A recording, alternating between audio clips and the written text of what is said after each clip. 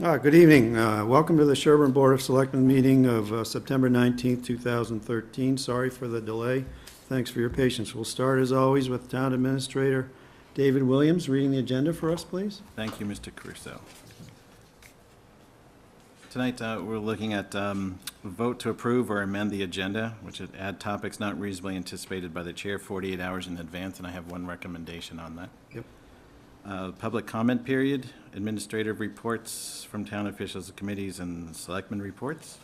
Consider consent agenda. We have no selectmen minutes to approve tonight, but we do have consideration of a temporary appointment of Ray Grenier Jr. as Assistant Plumbing Inspector, while the full-time inspector is out of work for a little while.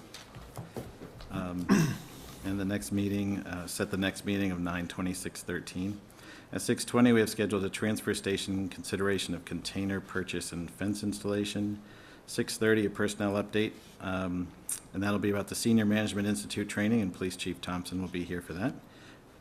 And 6:50, we're looking at a Board of Selectmen workshop with various topics of finance, budget, human resources, town structure, and future topics and goals to discuss at future meetings. Great. So you had it, that's great. You have a suggested amendment to the agenda, which I think is the tax bill mailing stuffer, Yes.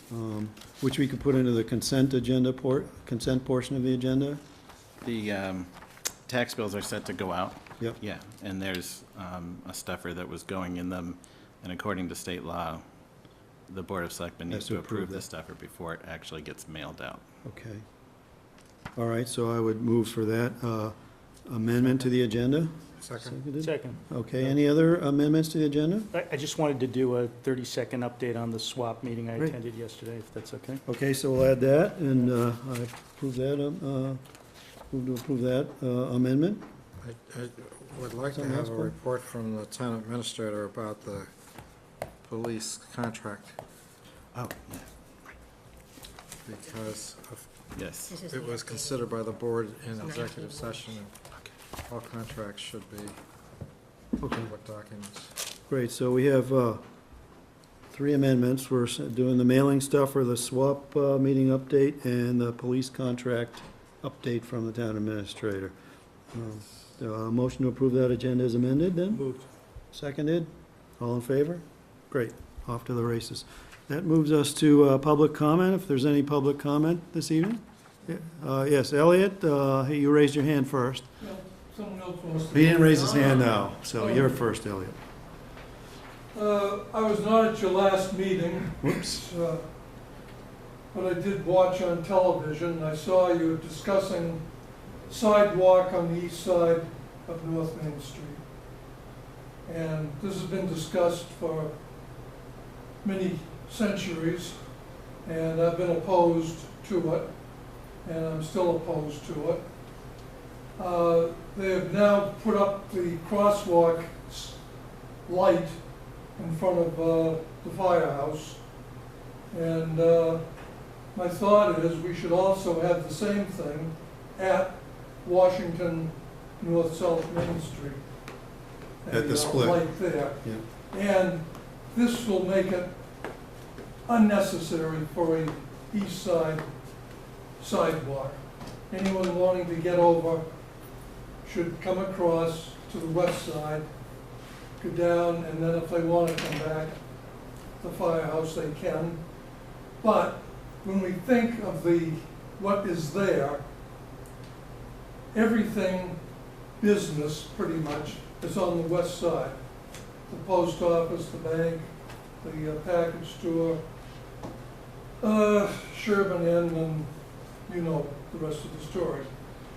So anyone that wants to get to these facilities is going to have to cross the street, and they might just as well cross the street at the split, at Washington, Main, and then come across, walk down the west sidewalk, and do their thing, and then walk home. And I think it's a horrible waste of money putting this other sidewalk down the east side. And It's just a no-no as far as I'm concerned. And so please consider that. Yes, thanks for your input on that, Elliot. And I will be speaking out many times. I'm at sure town you will. meeting, I if look forward to that. If I'm still alive. I hope you If I are, don't get run over. Okay. crossing the street. Great. Yes, sir, Chief Thompson. If I grab a seat. Absolutely.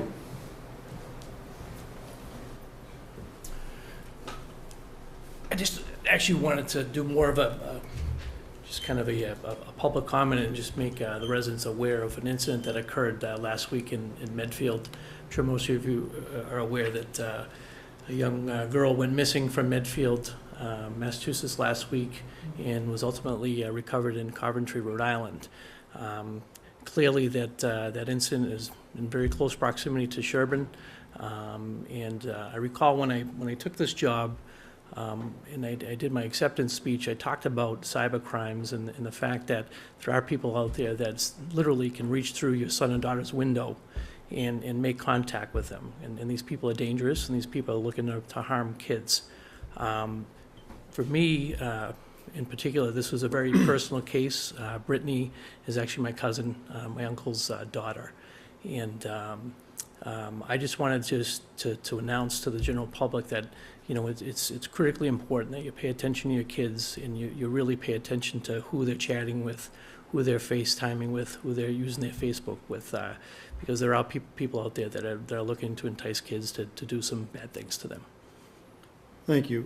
Rick, I'll say also that based on what I know on this incident, that you were instrumental in achieving a desirable outcome for your cousin, not because she was your cousin, but because you're professionally, you were supporting the needs of a fellow community, and you made some calls to resources you have at your disposal, folks you know, and action took place that needed to take place in a timely manner. So I think you saved that girl's life, quite frankly, in large part, from some of the calls you made and the efforts you made. So I know you don't get thanked, and that kind of stuff isn't known, but I was totally blown away by that. So nice job. It definitely was a group effort, and there was quite a tremendous amount of support from the Massachusetts State Police and Yes. local agencies, and the federal government obviously got involved. And it is true that it is nice to have resources literally at the end of your fingers. And thankfully, I could participate and help my family. Yeah.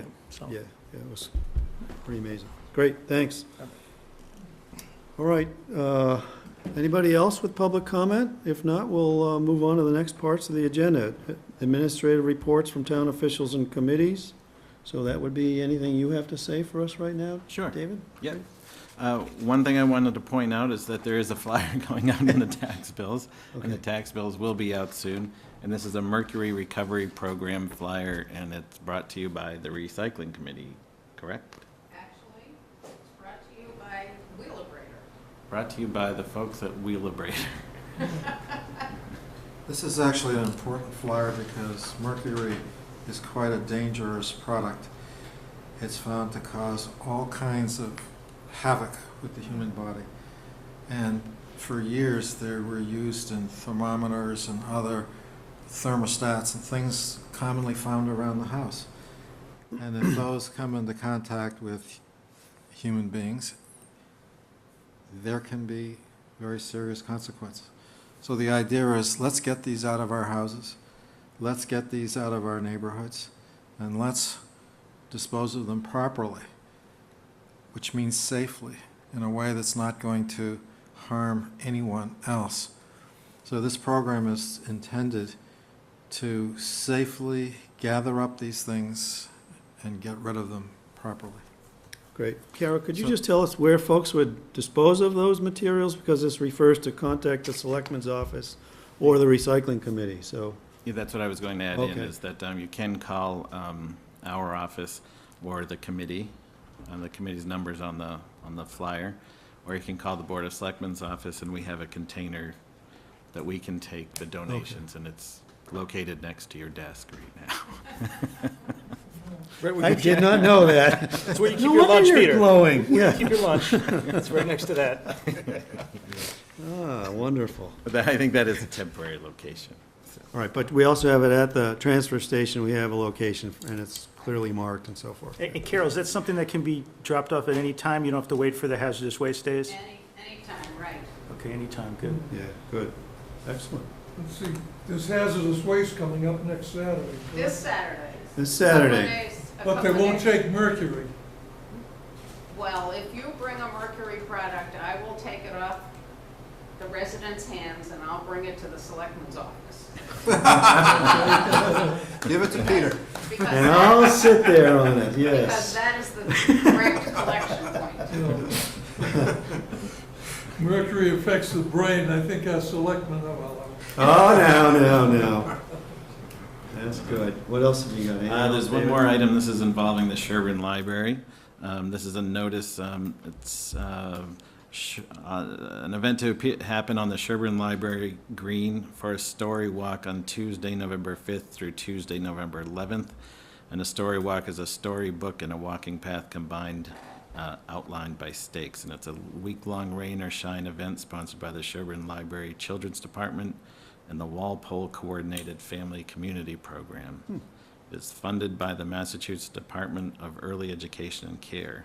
So I just wanted to announce that that's happening, and it's a ways out, but we just gave them permission to go ahead and have that on the green. Great.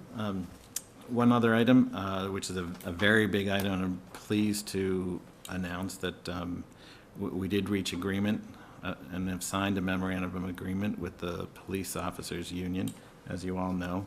And I want to commend all involved. That's the officers, council, Chief Thompson, Ruth Hohenschow, who helped with numbers, and each of the selectmen, because it was definitely a team effort, and it's a win-win situation for the town and This is the a officers. 3-year contract. It's a 3-year agreement, and we have the signed agreement, and we will update the contract, and the final contract is what will come in front of you for approval and signature as soon as we can update that contract. So we're talking a couple of weeks. Yeah, no, it was a big effort by a whole bunch of folks, all working together towards the same end, and I think it was great. I think, the police department's a great team of officers, and they were grown up about the whole process, and it was a well-thought, innovative outcome. I think the town's gonna be in a much better place for a whole bunch of reasons as a result, so. And I do want to again, point out. you guys worked hard at it, Right. they worked hard at it. So you have a history for coming through on helping out with health insurance and pretty much anything that the town's asked of them. Yes. So it's good to recognize that. Yes, and the board did a great job adding value to the thought process, so, Yeah. nice job, gents. Great. The new solar crosswalk was installed down on Main Street. I don't know if you've had a chance to try it out. I have not. When you're driving by, it looks very high, but it is the correct height because of the sidewalk that goes by. The regulations require it to be of a certain height. Okay. In case, I guess, Trucks and whatnot go through, yeah. Andre the Giant walks by and hits, Yeah. that it's more for the pedestrian walk, it has to Pedestrians. be out of that. So the light does look high, but it's exactly where it should be. I checked out the Pine Hill Access Road today, and there are survey stakes there now so that they can begin cutting. The cutting isn't as bad as what I originally thought it was going to be, nor is it as bad as what Ed thought it was going to be Yep. with the way this is staked out. So that will start very soon. But again, that's on the right-of-way that was approved by the legislature. The exact right of way, exactly what was approved before. So it's taken some time for someone to stake that out that way, but I'm not really sure of the particulars behind that, but the end result is it's staked out now and it will get done. I also want to point out that there is a trail, there is a drivable trail back there. If there was an emergency, we can get certain equipment up through that trail if the other entrance was blocked. It's Even just- today, Even today, it's just Yes. not an ideal right. route, so, and once this is built, it will be blocked off on both ends, and it will be plowed each time that there's a storm, so. Also spent some time at the intersection of Woodland and Mill Street, and CM&D and Police Chief Thompson and I we're all on the same page with the residents there on what needs to be done, and we're going to start laying that out and see if we can do what they need, accomplish what they need with without some sort of construction taking place. So we're going to do a trial setup at first, which with barrels and cones and marking off pavement, and there is definitely room for improvement down there from what I could see. David, I think at some point there was funding authorized for engineering on this. Is this laying out of barrels and so forth without the benefit of the engineering? It's like first stage, or how does that relate? Right. The engineering was approved for the Woodland Mill Street intersection and the Golding Mill Street intersection. And what we're going to do is try this temporary solution at this Woodland Mill intersection and have the engineer start at the Golding intersection. Goulding Woodland, that would be Goulding Woodland. Okay, good, yeah, Golding Woodland, because that intersection actually looks more complicated to do. The other intersection is we're gonna try out a three-way stop and see if that accomplishes things. And it's not something that, there are clear sight lines, and I'm confident that we can do that without a major engineering cost. One of the issues is the eastbound Woodland Street stop sign is set back so far that you can't see around the corner. And Yeah. if that can be relocated or that intersection pushed out some, it'd be a lot easier for people. Yeah, I think it's, the way we paced it out today, it'll be much safer. The other problem is people blow through that stop sign regularly too, no matter where it's. There wasn't one vehicle that stopped that I saw. Yeah. There were dump trucks that went rolling through both ways. Stop signs require a vote of the board. Then we will bring the stop signs in for a vote. What about, There's a stop sign already, Paul, on that intersection right. coming from Woodland but the Street. other two? You're adding three more, So two yes? new ones. 2 new ones or 3 new ones? So we'll bring two. 2. So we'll bring in a plan for that, and then, would we need a Didn't we vote for already, a wasn't temporary? that already, I know this is not a new topic, stop signs at that spot. Well, it was on Oh, town you never meeting, but it voted on wasn't it? Okay. for stop signs. Excuse There me. was a town meeting vote on redesigning this On the engineering, interchange. yeah, no, but the stop signs, I always thought that was something we were always gonna do. I may be. Well, the but we didn't take a engineering- vote, as Paul says, so we'll set The that up for- engineering is not, there's no real other engineering to slow traffic down there. Other than putting some kind of an island in the middle so you actually have a defined travel lane. Yeah, I guess you could do that.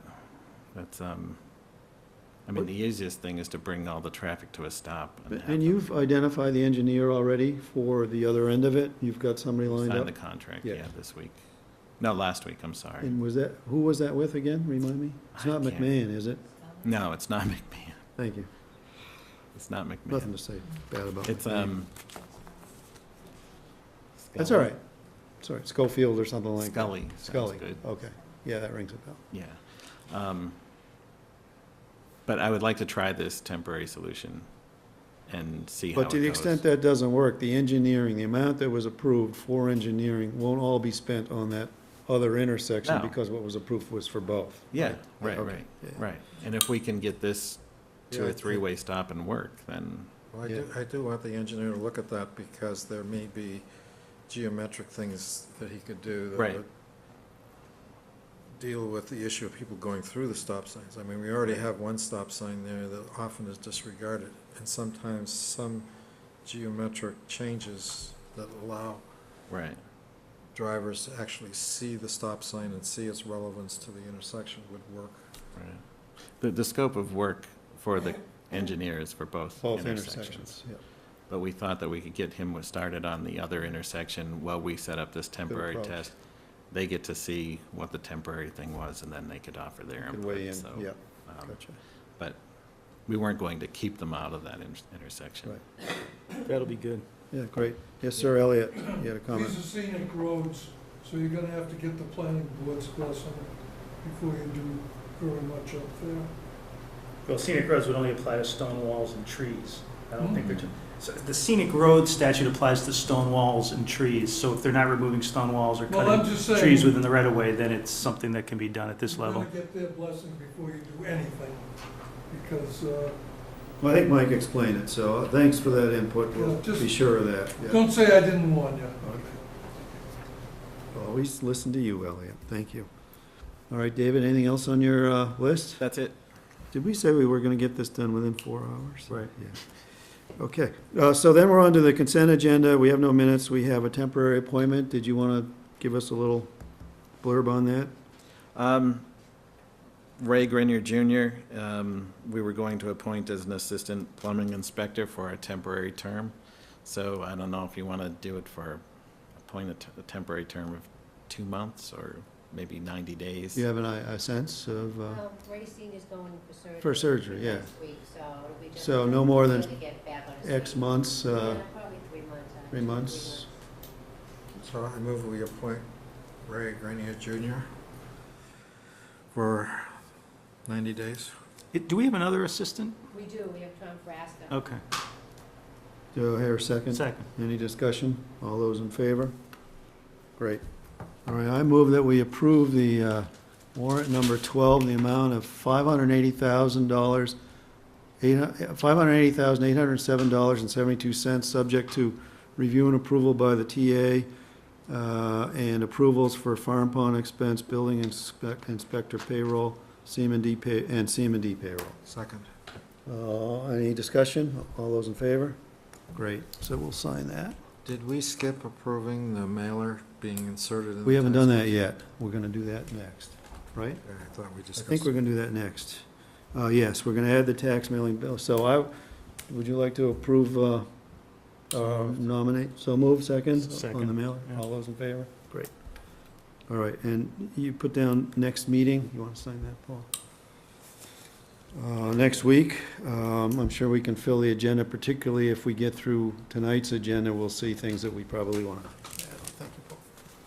So that works for me, works for you, gents? Peter, I shouldn't sign this in red ink. I think I'm going to ask you for a pen. It's the report that relates to it that shows the red ink. Yeah, that's good. Let's save the running for the financial statements showing where the money was spent. Yeah, now you're talking. All right, that's great. So next up, we have transfer station. And you wanted to talk about we previously approved the purchase of the containers and the fence. I just wanted to confirm that there was some question last time about whether the paving would interfere with the fence. How much should we do on the fence? Should we just do the front? And, but we have determined that the paving shouldn't interrupt that fence, so that we should go ahead and do the fence now. And I just wanted to make sure that we were all on the same page, that the fence would be completely redone as was approved at town meeting, as would the replacement containers would be purchased So moved. and go to the lowest bidder on both accounts. David, you and I had a conversation at one point about whether there was a way to get private funding for that fence through maybe having somebody put a sign on it that said it was donated by one of the businesses in town or somebody else. Did you look into that? Yeah. Were you able to? Yeah, if we did it with a banner, that was a temporary banner to hang on the fence, that we could receive money that way and let them advertise. Or we could take donations and we could put something up that says, we thank the following vendors or following local businesses for helping keep Sherborn clean or something. That was the kind of thing I was thinking of. And then have their logo on that banner. We can't attach it to the fence. Even if it's a donation, we can't attach it to the fence? We can't have a sign? It has to be a banner? No. Then I had town council look at it. It triggers something in procurement law with the lease of public space or something like that. So if you wanted to propose to do that, we could get that underway. I'd propose to try to find private funding for that fence, sure. I would like to proceed with doing the fence and, Oh, yeah. oh, okay. Yeah. So we do the I'm just thinking that's a fence, and we can location look at that a way to thousands of do people what you're describing, see, if and in if somebody's fact trying to we wanna get do that. the word Yeah. out, I mean, Yeah. Okay. we have all Can these, we divide the question? sure. The issue before us is to consideration clarifying can you go ahead with the container purchase and the fence installation? And I think the sense of the board last time was yes. Yes. I think that was yes. So then, the further thought here was, to the extent that we could get private donations, those ought to be pursued to reduce the cost of implementing the foregone. Yes. Right. Right. Yeah, I think So, you're well so said. on the first part, I'll move that we approve the beginning the fence and the container work. I second that. Yeah, all those in favor? Right? And then I'd move that we pursue whatever private funding we can in accordance with the Giamo doctrine. Suggestion, yeah. Yeah, I would I don't second think it's a that. doctrine yet. Yeah, I second that, suggestion, yeah. All in favor on that one? Great. Good. Great. Good That was a thinking, good Peter. idea. That was a good idea. So That's a now great we're idea. going to sell all the bricks in town hall. That's a as great well. idea, too. Can I make a suggestion? The Business Association has the grant money, which they're looking for applications for their grant money. You might want to put in a grant for the Business Association. That would be a good thing that they would like to sponsor. Sure, yeah. Yeah, that might be that. Good. That's part of that effort, I would say. Okay. Yeah, Great. great. Good news. That moves us to the 6:30 session here, which is Police Chief Thompson up at the comfy chair. Chief, give us an update on your, you spent a bit of time away learning how to be a better chief. I guess. Yes, so back in June, specifically from June 2nd to June 20th of this year, I had the opportunity to participate in the Police Executive Research Forum Senior Management Institute for Police, which was held at Boston University. And if you don't mind, I'm just going to read their description of what the program's all about, because I think it kind of puts things into perspective, and it's a lot easier to explain it this way. The Senior Management Institute for Police is a program of the Police Executive Research Program that provides senior police executives intensive training in the latest management concepts and practices used in business and government. A demanding 3-week course, SMIP brings together a faculty from some of the nation's top universities, successful law enforcement chief executives, and subject matter experts from the private sector. It is designed for mid to upper level police executives who will ultimately lead police agencies throughout the United States and other participating countries. SMIP's curriculum addresses those issues that demand the attention of today's forward-thinking law enforcement leaders. SMIP gives participants a clear understanding of general management theory, policy development, planning processes, and organizational structure and behavior. Among the topics covered were diversity, political management, organizational strategy, performance management, organizational change, leadership, managerial problem solving, career planning, negotiation, and labor relations, which obviously helped me to understand the labor issues that we had recently in the contract negotiations. That was a joke, Peter. I never laugh at your stuff, Chief. You carry a gun. I don't know when to laugh and when not to laugh. We also learned about process analysis, media relations, and new policing strategies and innovations. The core faculty that taught the program, the majority of them were from Harvard University, Kennedy School of Government, to include Malcolm Sparrow, Herman Leonard, Brian Mandel, Mark Moore, and we also had the opportunity to learn from our profession leaders.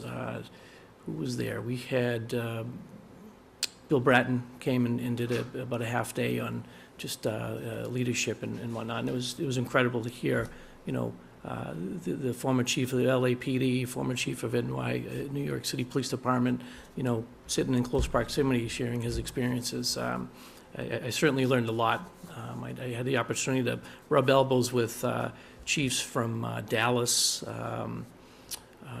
Atlanta. There were a few participants from the Royal Canadian Mounted Police. We had a few tribal chiefs from Canada. We had a few participants from Chicago PD. And I'm trying to think of the other major organizations. There were a tremendous amount of participants. As a matter of fact, the first night that we had to go to orientation. I was shocked to see the curriculum showed that we had a full 6 hours of orientation on a Sunday. And we walked into a lecture hall, and there were literally, 80 police professionals. And you had to get up and identify yourself, explain, what agency you're from, the size of your agency, what issues you're facing. And by the time they got around to me, we had people standing up saying that they were from Chicago, from Los Angeles, from Dallas.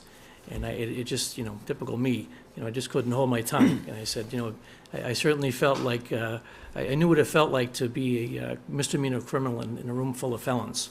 But it was great. It was a great opportunity. I learned quite a bit about some of my flaws, some flaws that I have as a leader. I just, I got a lot out of it, a lot of connections, a lot of resources, and hopefully next year I'm going to be sending Lieutenant Bento. I think I really appreciated the program. I thought that is worth my while. So what you learned, you could see where you could apply a lot of it to what you're doing here on a day-to-day basis.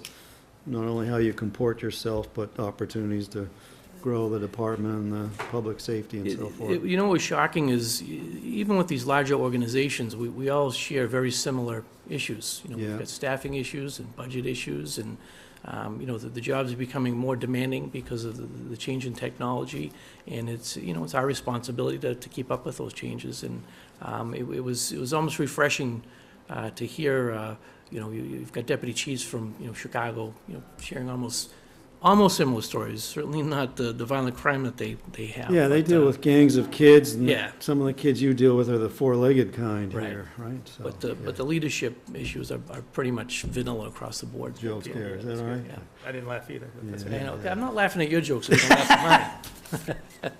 But, yeah, no, I mean, we missed you. You were absent. We knew you were gone.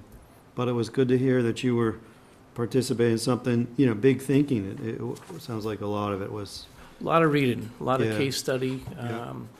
We were required to read, before we even showed up, we were required to read 3 or 4 textbooks, and, it was pretty intense. So it was hard work. Yeah, it was graduate level work. Yeah, Absolutely, yeah. That's good. Any thoughts or questions or comments? No?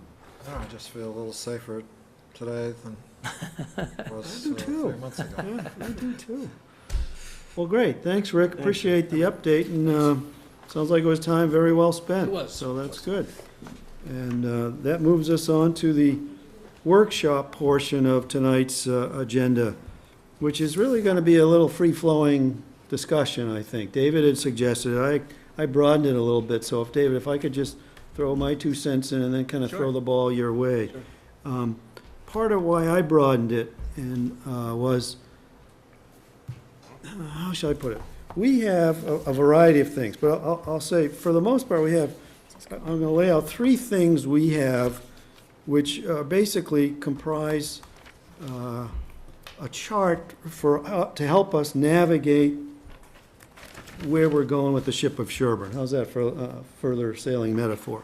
One being our adopted draft of financial policies, one being the operating procedures of the Sherborn Board of Selectmen that was adopted back in March of 2012, before my time. Paul was here then. And of course, the bylaws, including the Personnel Administration Plan, which are basically the rules of the personnel, how our personnel are to function, be treated, rewarded, et cetera, et cetera.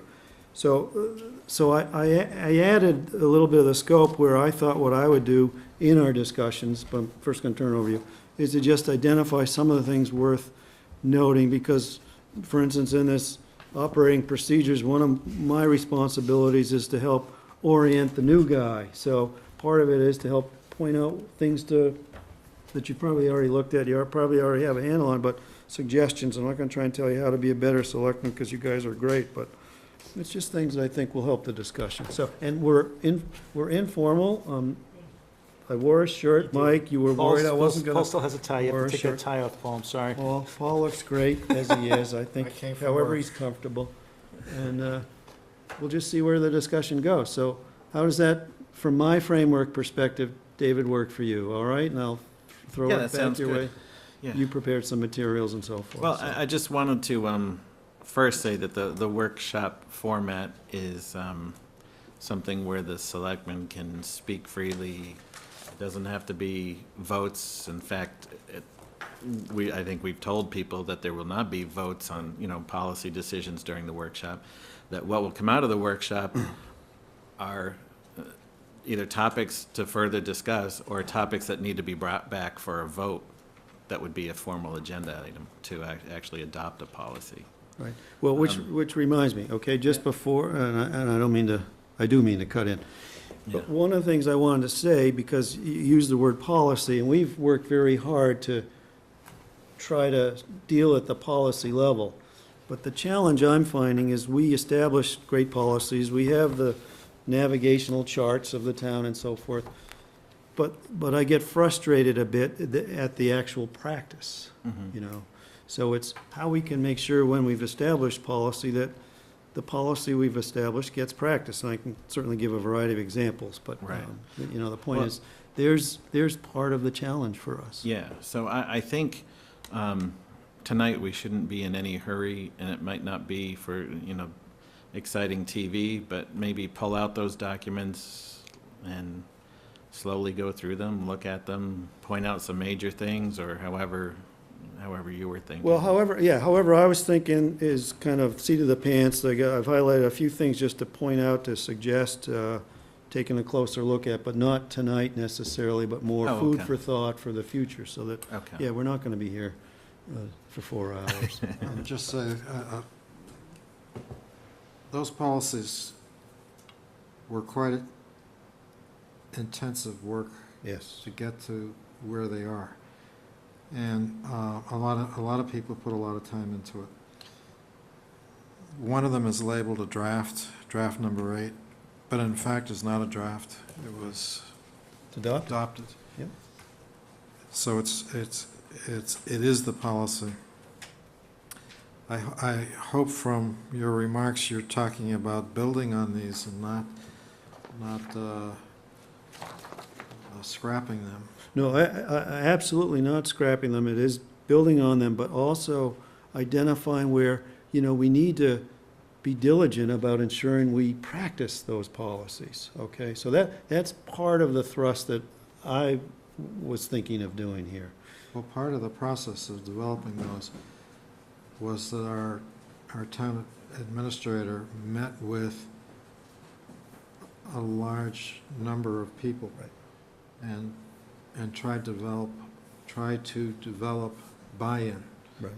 to these things, knowing that it's easy to promulgate something, but to make it work, you did need to have buy-in on compliance from a large group of people. So he spent a fair amount of time at meetings with And this people who are affected by these Prior things. town administrator, It's the prior acting town administrator, Mhm. yeah. Helped us put these together, yeah. So these were kind of his major achievements during his Right, tenure, right. were these things. The process of consulting and getting feedback and building on consensus, I think sets the stage for the issue that you just raised, which is making sure that these are being followed. Right. And I say it not in a way that's, geez, crack the whip or anything like that. It's just, geez, we need to figure out a better way to make sure that, for example, if I pull out this adopted financial policy, right? And I look at fund balances, the very first one says we're gonna do free cash within 120 days of the year. Now, we've already talked about that, but we can't overlook that. So I put a star next to that saying that's important to me because whether it's 120 days, we think we're gonna move the timing up into the, December timeframe, at least before budget cycle, and we've talked about that, but What's wrong with October? there's nothing. That's what this says. That's right. Other communities are getting their free cash numbers. The last time we met with the town accountant, she said she was on track to get it done. I think I made it clear and had agreement with her that that's what we would be trying to get, is in October and trying to get the auditors in for a Sooner. preliminary audit a lot sooner than Right. last Is year. that And not gonna happen? no, we're, as far as I know, we're on path to make those Yeah, happen. so Do you- it's, Do we have a master calendar that has dates like that on it? Something that all the town employees would be aware of? Deadline for certifying free cash and what the internal deadlines are setting up to Well, that? those would really only affect me and the town accountant, maybe the treasurer. but his I think point's well once, I think taken once you because write you it start down, adding yeah, things and to- once you write it down, it Right. becomes more real. Yeah, Yeah, yeah. I mean, so I'm of the mode, if we've established a deadline, that's in essence a deadline, we need to strive to meet it. And if we can't, we need to know sooner than later, as opposed to, we're working on it, and, we get to March and we still don't know where we're at, which, well, why don't Yes. we, so, But that deadline is October 30th. that's right. why don't we Yeah. set out these deadlines right now? So we want a free cash by October 30th. Yeah, I think practically speaking, I'd be surprised, I want it then, this says we strive to get to there. Realistically, my sense is that we're not gonna get there. But we definitely must get there by the end of the year, before we get into the budget cycle. I've had That's really towns- where I'm at. I'd keep it at But I October keep- 30th and see what happens. All right. I've had towns that've gotten their certified free cash number already. Because Peter, Yeah. if we push it off till December, then we're not gonna get it till January. I mean, Yeah. it's human nature. Sometimes the delay in that is, No, yeah, that's the fine, I'm school trying to be the department- nice guy, but, No. Good. Don't be nice. yeah, I'm with you, all right, I'm with you. I think the school department can still, I think their reporting to the state isn't due until September 30th or something. So they're still moving money sometimes that can delay that, but I haven't heard any of those issues Right, here, so But that's why we did 120 days rather than 90 to days. provide for that. And you see- room, yeah. so I could take it a step further and say, again, back to the difficulty with following the practicing the policies that we've set. One of the policies we said we were gonna do, and it's not just picking on Ruth, but we're talking about, it's not picking on a town accountant, but we're talking about financial stuff. We were gonna have monthly visits with monthly reporting, and we've been haphazardly doing that. And so there's another example. So if we were sticking to that schedule, this discussion of how we doing on free cash, we have that every month. Right. So Further this along, so. the last time the accountant was in, I thought, and maybe we were thinking about something else, that something else would be reported quarterly, but I don't know what that is. So I took that she was going to be coming in quarterly with Okay. an update, but Maybe that's communication. So there's, It could be, in this workshop discussion, that's great. We have to be sure, we saw I haven't even pulled out the Collins report and the DOR report, but clearly communication was a big item. Here we just saw, maybe we're not communicating well enough, and we gotta keep working on it. Make sure we're all on the same page. So Mike's suggestion of having on the page things like deadlines and periodic meetings with the town accountant, with the board of selectmen and things like that, then it's clear. I mean, even if we had a document that said something like Selectmen's calendar for the month and it had these deadlines, or town administrator's calendar for the month, I mean, Yeah, okay. when we meet, when things have to be done by, what's coming up next month. yeah. Well, it has been a problem in the past, and that's why we did these financial policies. It's been a problem trying to do budgeting without knowing how much your free cash is. And it makes a huge difference if you've got $1.5 million or you have Yeah. $500,000. Right. Because then you know you've got a lot of play between those two numbers. And those can go towards some of these projects that we need to fund. It can also, you could take some and help reduce the tax rate so that we don't have to confront massive cuts or an override. Yeah, So the- surprise, Right, so but the earlier you have that, the less scrambling there is at the end of the process. Right. So we've explained that during the process of putting this in. We explained it to the financial people. They were all here, they all followed and bought into it. And the last discussion that we had with Ruth, I remember I asked. and We I were think clear, yeah. You all asked, when was the free cash gonna get done? And I thought she said, pretty soon. Yeah, yeah. All right. So David, as we go through this, at least the things I'm gonna point out, I want you to not feel like, holy cow, look at all the stuff I gotta worry about. It's more, here's the challenges that face us. How can we, as a group, deal with them? And how can we help you in your office, managing the town and so forth, do that, okay? So, for example, you look at item 3 says, the town administrator, in the second sentence, the town administrator will constantly identify, maintain, and maximize the utility. I mean, you could arguably, you could say, well, I do that because of my day-to-day work, but, you know, to the extent we formalize that, again, I'm still in this part B of this thing.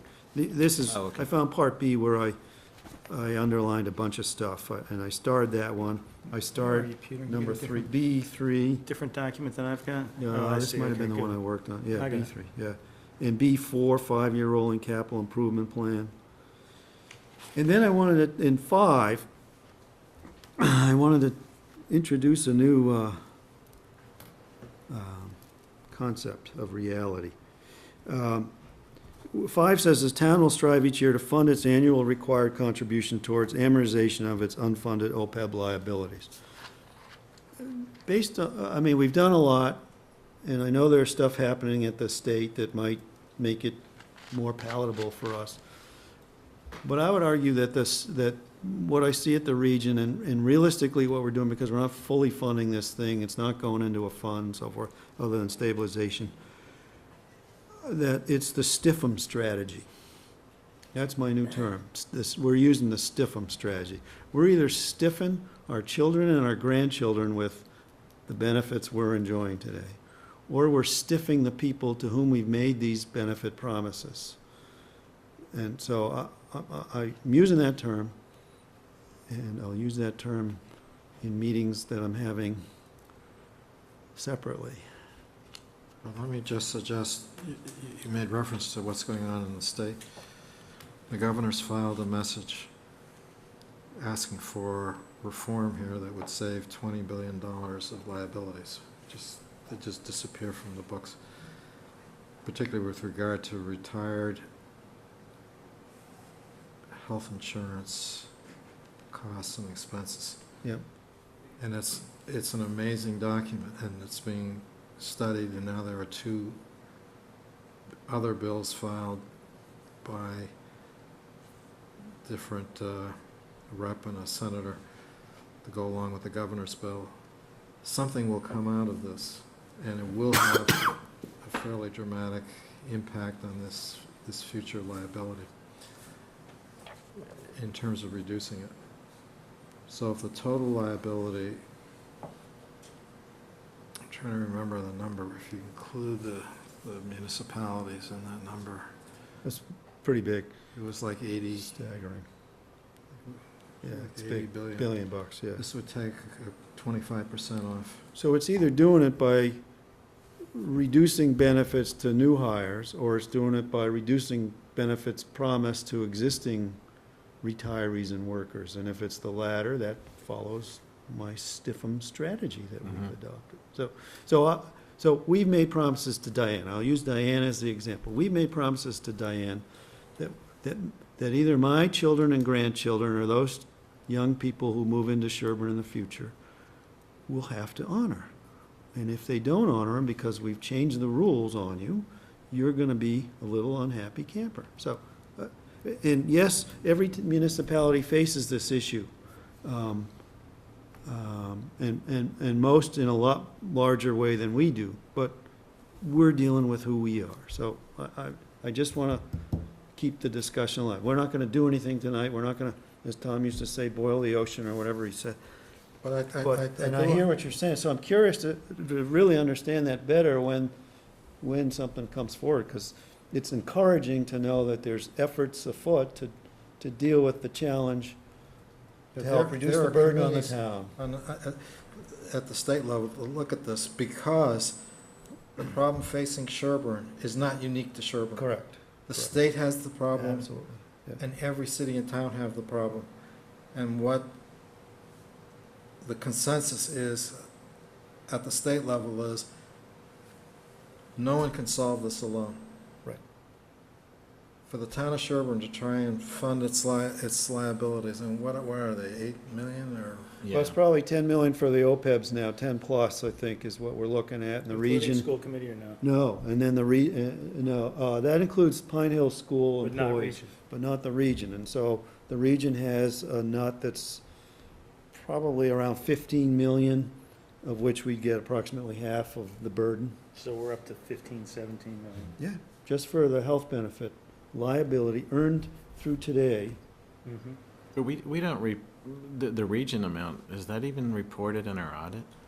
No, that was a question for the auditors I had when they were here. Have You know, some we sort don't, of we note. need, I would like to see more disclosure of the region element that we really have that doesn't show up in our results. But that's, Because You know, we have that's- to pay for it at the end of the day. that's right.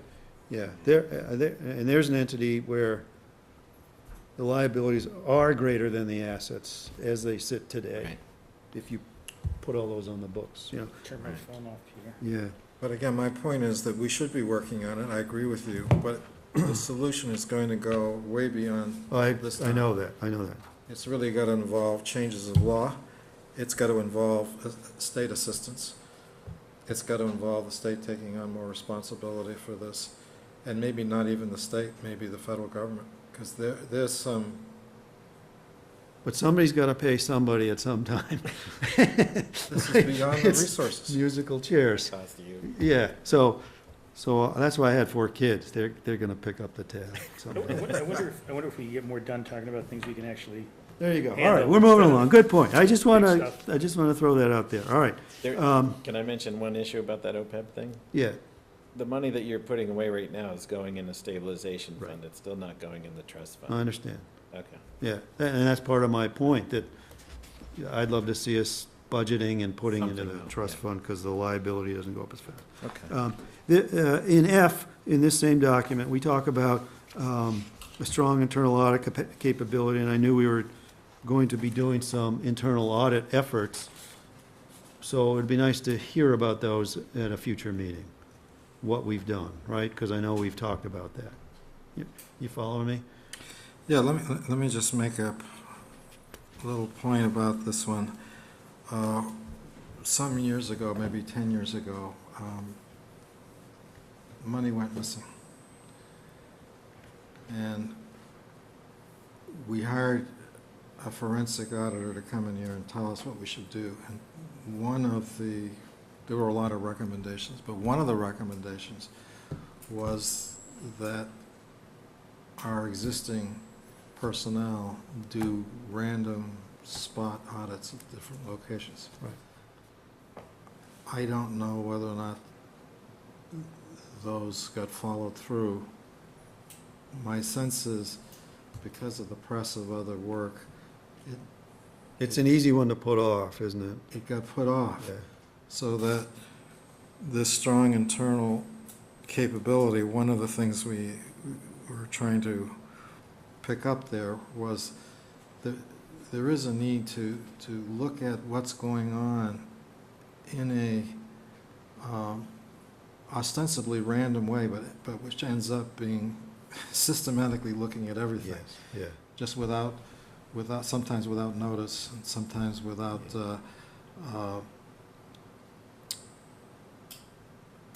more like a surprise visit. Can I see how you're handling this? Yeah. Can I look at this and how you're checking on that? And that's often a good way to pick up poor practices or practices that aren't consistent with what we've been told to do. Right. wasn't one of the recommendations also to not have money collected at remote sites? Yeah. To Yes, have them- yeah. And Yeah. I understand we still are collecting some money. In a variety of sites, but you've been working on that particular issue Right. to a certain degree to help consolidate where the collections are. I don't think we'll get all collections into one point, but we can certainly consolidate some of them, is my sense of where you've been getting to on that one, Right. right? Yeah, unless we worked on a voucher system or something like Yeah. that, or a debit card or whatever. Yeah.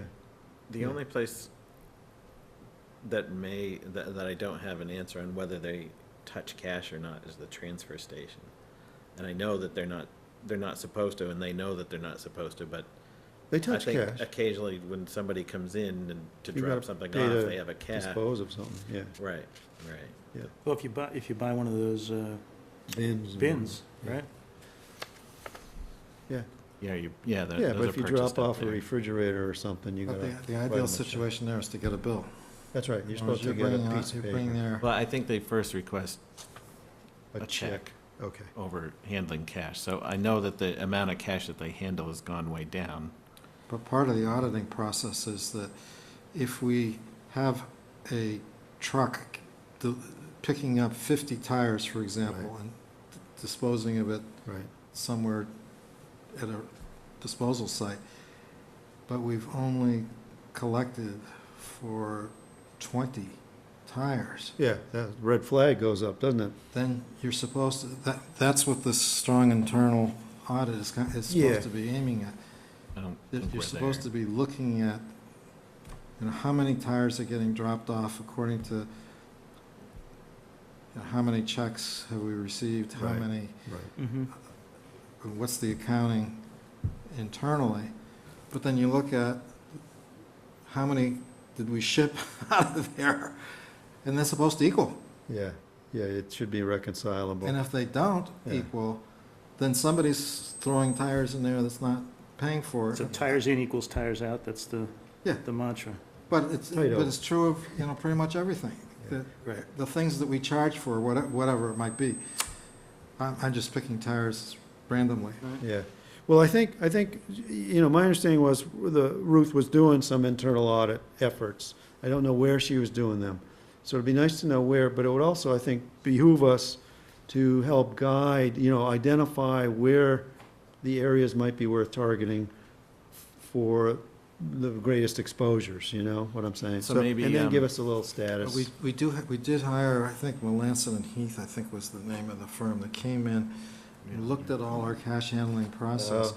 and wrote a report and said, here's how you should do it. Right. And it's sitting on a shelf somewhere. Okay, Those recommendations, the Board of Selectmen voted to accept and voted to implement.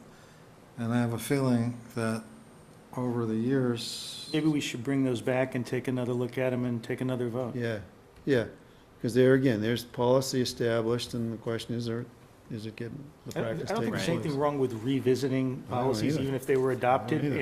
and critically evaluating them if there's a reason to do that, but otherwise, I agree with you, Peter, we should be. It's Yeah. the only way that you Implementing. can get everybody back on the same page Right, moving forward. all right, I don't know, this is the town will maintain a strong internal audit capability. I'm not sure what maintain, I mean, that implies that we had a strong internal audit capability. well, I think, Capability is different from actually doing anything. Mhm. So I don't know what was, that was, who that was intended to be, the town accountant is the one who is yeah, to be an supposed to internal be. auditor too. Oh, Yes. okay. yeah, and she was performing some, as I recall, I just don't remember what area that she was looking at, and she would pick, just like the auditors, the independent auditors would test or look at some areas much more closely, and every year they'd Okay. pick 3 areas of operation and transaction groups, if you will. So maybe that's And look what, at those closely, and she was supposedly doing that, and I just don't know where, and the question is helping her Right. identify the right targets to, so maybe that's something too Transaction that we can targets. put in the calendar that Yes. says something like, Yeah. yeah, this is the time of year that yeah, this month, town accountant will go and reconcile all Yeah. cash boxes, Yeah. petty cash drawers or whatever. okay, And then yeah. Good. do a Now, here's, review on cash. here's another big one here, G. If you flip your page to G, operating budget, which is the one, we had a lot of comments concerned about that when it was reviewed by the folks in advisory, because they were saying, geez, the bylaw section 4, an advisory describes what needs to be done, and this is inconsistent. I would argue this can be done in a consistent manner with what the bylaws are and to supplement what they're doing, but it is a calendar-sensitive effort Mhm. on your part. So I still support what this says, and then the challenge is how do we do it, because we're coming into the season when, they're gonna meet with us in mid-October, advisory, and then they're gonna issue their budget guidance letter, which this may or may not, whatever we're doing in G here, be done as a supplement or as a, as part of, or some other fashion. We don't wanna dictate what they're doing, they're independent, they've got their own Right. bylaw directives, but, Part of this, like every year, the Board of Selectmen is the agency in the town that decides whether or not to be a Proposition 2.5 override or not. And every year, early in the season, we address that issue. yes, and I think we should plan to do that again. And I, in particular, if I can take some credit, have moved since 2007 that this year's planning should be based on a non-override budget, that should be our goal. And for us to do something other than a non-override, that has to be a very compelling case made. It has to be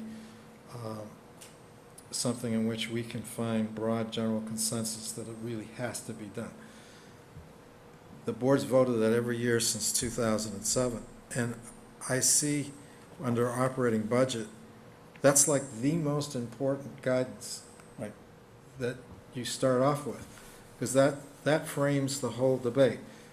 That if you know the goal is no override, then you have to work within the parameters of what the revenue is, what the projected new growth is, all of that. And you've got to make all your expenses balance with those revenues. If you don't have that kind of budget message up front, then you have the battle of more demands for money than there is available cash. And then the answer is, we'll leave it up to the voters, throw the voters all these override questions and Right. see what sticks. See what sticks, yeah. Now, the problem with doing that is that there are a lot of people in town here who can't afford the taxes to begin with, who are on fixed income or who are retired or senior citizens. I mean, there's a lot of diversity in the town. Right. And so there may be people feeling that, we ought to do an override and it's the right thing to do for the community and everything else. But there are others that we would be forcing out of town because they wouldn't be able to live here anymore. It's that stark. So that's a debate that we all need to have. Right. And we need to have it early, and we usually have it with advisory. Right. And we have a meeting with advisory coming up on Mid-October, October 16th. 16th. And that's probably where this issue will come up, and probably where I'm inclined for this not to be an override year again, based on the feedback I'm getting. So I'm probably going to make the same motion at that point to see, let's set the goal of not having this Yeah. be an override year. Yeah, I'm of like mind in regards to override. We don't need to get your sense unless you have a sense, because. I don't like overrides either, but, But depends on it's what the early, need yeah. is, and it's too early. I get that. I don't think anybody likes overrides. The guidelines that will come out from advisory do not include any override. I mean, they've already publicly stated that they, That's where they're headed, But yes. It's don't not in want this an document override. though, right? I mean, with the policy that Paul just articulated. No, this not is an specifically in annual, this document. an annual This is vote. part of the budget the board message that takes, that we would expect the town administrator to issue based on our discussion. So you're not proposing that the town's policy be to avoid an override unless No, there's exigent circumstances? It's that every year we're gonna think about it again? No, I'm suggesting that this board very soon tell all our budget makers and advisory that we're not inclined to do an override, and that they should be planning on a non-override year unless there's a very compelling reason. the process that I had talked with Mary Mary Wolf, Wolf, yeah. advisory, Save Our Sherborn, town accountant and whomever else, was that advisory was issuing their guidelines. Town accountant then sends out her message of the forms that need to be filled out and returned. And then I was going to send out my message to the town departments, requesting a budget with like a 1% reduction, a level funded budget, a level service budget, and an enhanced budget with a narrative at each level explaining what is reduced or added at each level and at what cost. And then those budgets would be brought to the selectmen for discussion. Well, I actually had put them together with a recommended budget. Then each department would come in and talk to the selectmen until we arrived at what that final budget would be. So what I've done with advisory is tried to get them to approve allowing the Board of Selectmen to have their thumbprint on a lump sum amount as opposed to the standard 1% for Right, so every that's department. more of a tactical budgeting exercise for a finite group of budgets Right, within the town. right. I read this to be a much broader overall town message, which is more consistent with what message you provide, which is what Paul's looking for us to be ready to do very soon. Right, propose financial policies of the town for the ensuing fiscal year. And what I'm getting from the voters of the town Yeah. is that they're not ready for an operating override at this point, and they want to see us live within our means. And that's why I would be prepared on October 16th. 16th Yeah.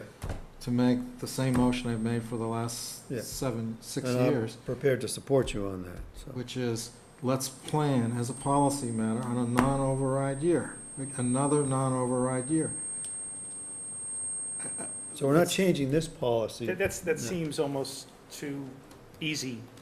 I mean, that seems intuitive to me that you would do that you wouldn't go into the budget process assuming you're gonna blow out the budget and need an override. I can support that. I don't think that's even really a hard Well, discussion. it's helpful to be able to say, the Board of Selectmen and advisory. I'm not disagreeing we should say it, Yeah. I'm just, Well, there's pressure Well, I from some people I think to it's- fully fund OPEB and to do all these other Well, things. well, And when you add them all up, you can't do it. well, I know that, the OPEB thing, if we did it right, that's $500,000 of cost we're Right. ignoring. Well, I mean, if you were going to fund it, then yeah, it would have to be in an override or. That's right, well, yeah, or you Service find reduction. ways to be more efficient and so So forth. you have to I'd look rather at, start with We're- a non-override we're and just see keep where it it- goes. Yeah, Yeah, Just like you would, you would in your home budget. You're not gonna have a budget that requires you to keep going out and borrowing. That's really what this is, or hoping for a Yeah. gift from some rich relative. yeah, exactly.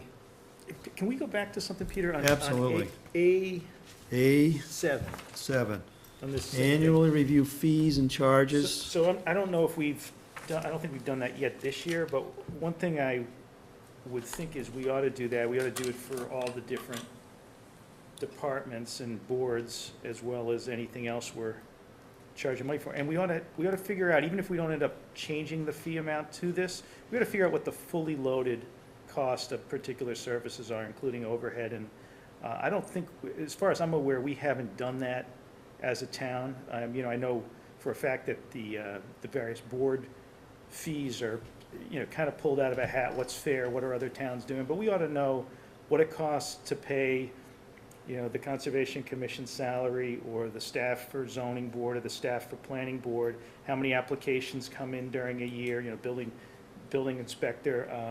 I noticed in the selectmen's,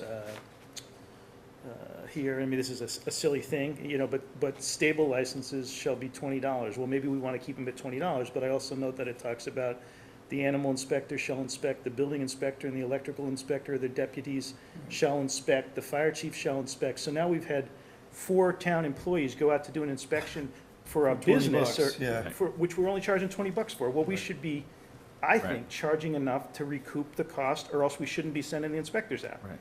What we started about 2 weeks ago, we asked all the departments to submit to us what fees they collect in their departments. Good. Then we have a financial intern from Framingham State working with me to put them all in a spreadsheet by department. Excuse me. And then we're going to cost out each one we have a manual on what things you're supposed to incorporate into that costing. And then we will see what the fee should be and what. But does that manual tell you to fully load it, to put in the overhead and the Yeah, I mean, employee it's costs and some fractional amount of all the materials, all the costs, materials, everything, yeah. keeping the lights on in town hall at night for board meetings. I mean, right. all that So, stuff. once we come up with what we think would be the fee, then we can see the difference on whether they're overcharging or undercharging and make a recommendation of a fee change. And then I'd like to run those fees back 2 or 3 years and just see what the financial difference would have been if those fees had been in effect. That's Right, just my own. And you have to figure out how many of a particular type of approval is granted on average, or applications given on average, Right. or whatever. And I mean, communities that do it that way very often come up with a number for a particular approval. Let's Right. use the stable fee just as a hypothetical example. Say the numbers came out to $100. You might look Right. at that and say, well, it's really not fair to charge $100. We'll charge $50. It's too much of an increase from 20, or there's some sort of general town benefit to having these fees that we shouldn't require the individual to pay for. But I think you're going to find that a lot of our fees, both on a comparative basis and on an actual cost basis, are too low. Right, I think so too. And when I met with Save Our Sherborn, one comment there was, that sounds nice, but that's not a silver bullet to solve anything. I said, well, but it's something that every town should be doing as good management should have that stuff. Oh, absolutely. Even if it's a plastic A bullet, we ought correct to fee do it. schedule. Right. So we are doing that.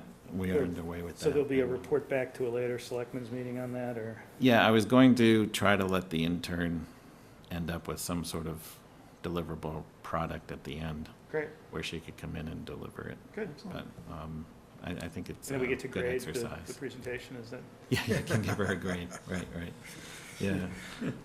Yeah. Good. Well, that's really all I had on this fine document. I can make one other note, Peter, which Please is do.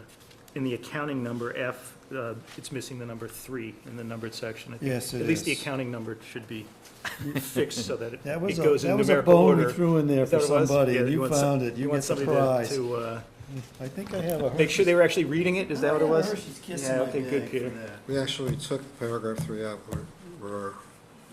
Saved it in some we other deleted it. location. Yeah, we deleted it, but we didn't update the, That's okay. No, that's fine. That's It's good. okay. Whatever You're paying whatever the attention. past boards did You with are numbering paying is totally attention. fine I with like me. it. I just I like it. think going forward, we ought to number in order. That's Yeah, all I'm saying. I think that works. Anything else on that, David, while we're at it? Because I'm just gonna, No, we'll talk more on that. yeah, that's good. And so, we have our policies and procedures, as Paul said before my time. A lot of effort went into this. It does describe the role of the Board of Selectmen as a policy development and review for compliance body. We have the role of the town administrator, who gets all the work to do, which is a beautiful thing. We have some ethics, board ethics, chain of command's important, meeting procedures. I mean, there's all sorts of good stuff in here. Materials by Tuesday afternoon, keeps talking about that. How we do our appointments, and we'll be talking a little bit about that in a bit, David, right? Yes. But this says, we'll seek variety in backgrounds, interests, ages, et cetera, et cetera. It's all good.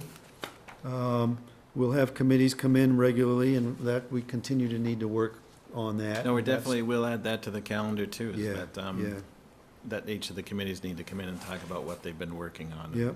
What you would like to have them work on for the Yep. coming year. So this is all, I looked at it again, a year plus later, and it's all good stuff, and it says things that I need to be sure I'm doing. So I think it's a good document. It's been on the town's website for some time, and that's a good thing. I have one Before you- suggestion on that too, Absolutely. and I don't know how it's actually codified on the town's website because I haven't looked at it, but if you're an applicant coming into town and you want to know what the procedures are for various license types, there ought to be a way to extract that from this larger document so that people are clear what the licensing board procedures are, what the administrative policies are for burglar alarms, if, you know, Yes. that's a selectman function for some reason, but if we're not gonna have that adopted by town meeting, we at least ought to make sure it's available to people, and likewise, stable licenses and whatever else we're doing as a board.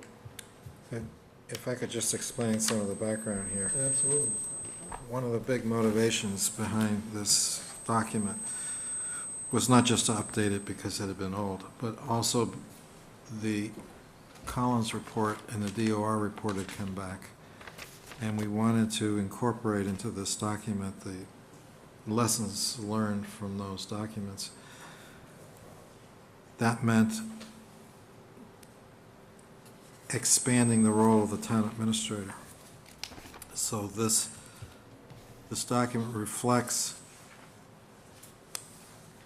that kind of expansion. Jim Purcell, who was the interim town administrator, very much believed in a strong town administrator. And so he had asked us, can he go through this and beef up that role? And we said yes, and he came up with a lot of wording here that was specifically intended to carry that out. A lot of the other provisions have been in prior operating procedures of the board going back decades and decades. Some of the sort of the Sherborn tradition. And we felt that because it was a tradition, that unless there was a reason to change it, it ought to be changed. It ought not to be changed.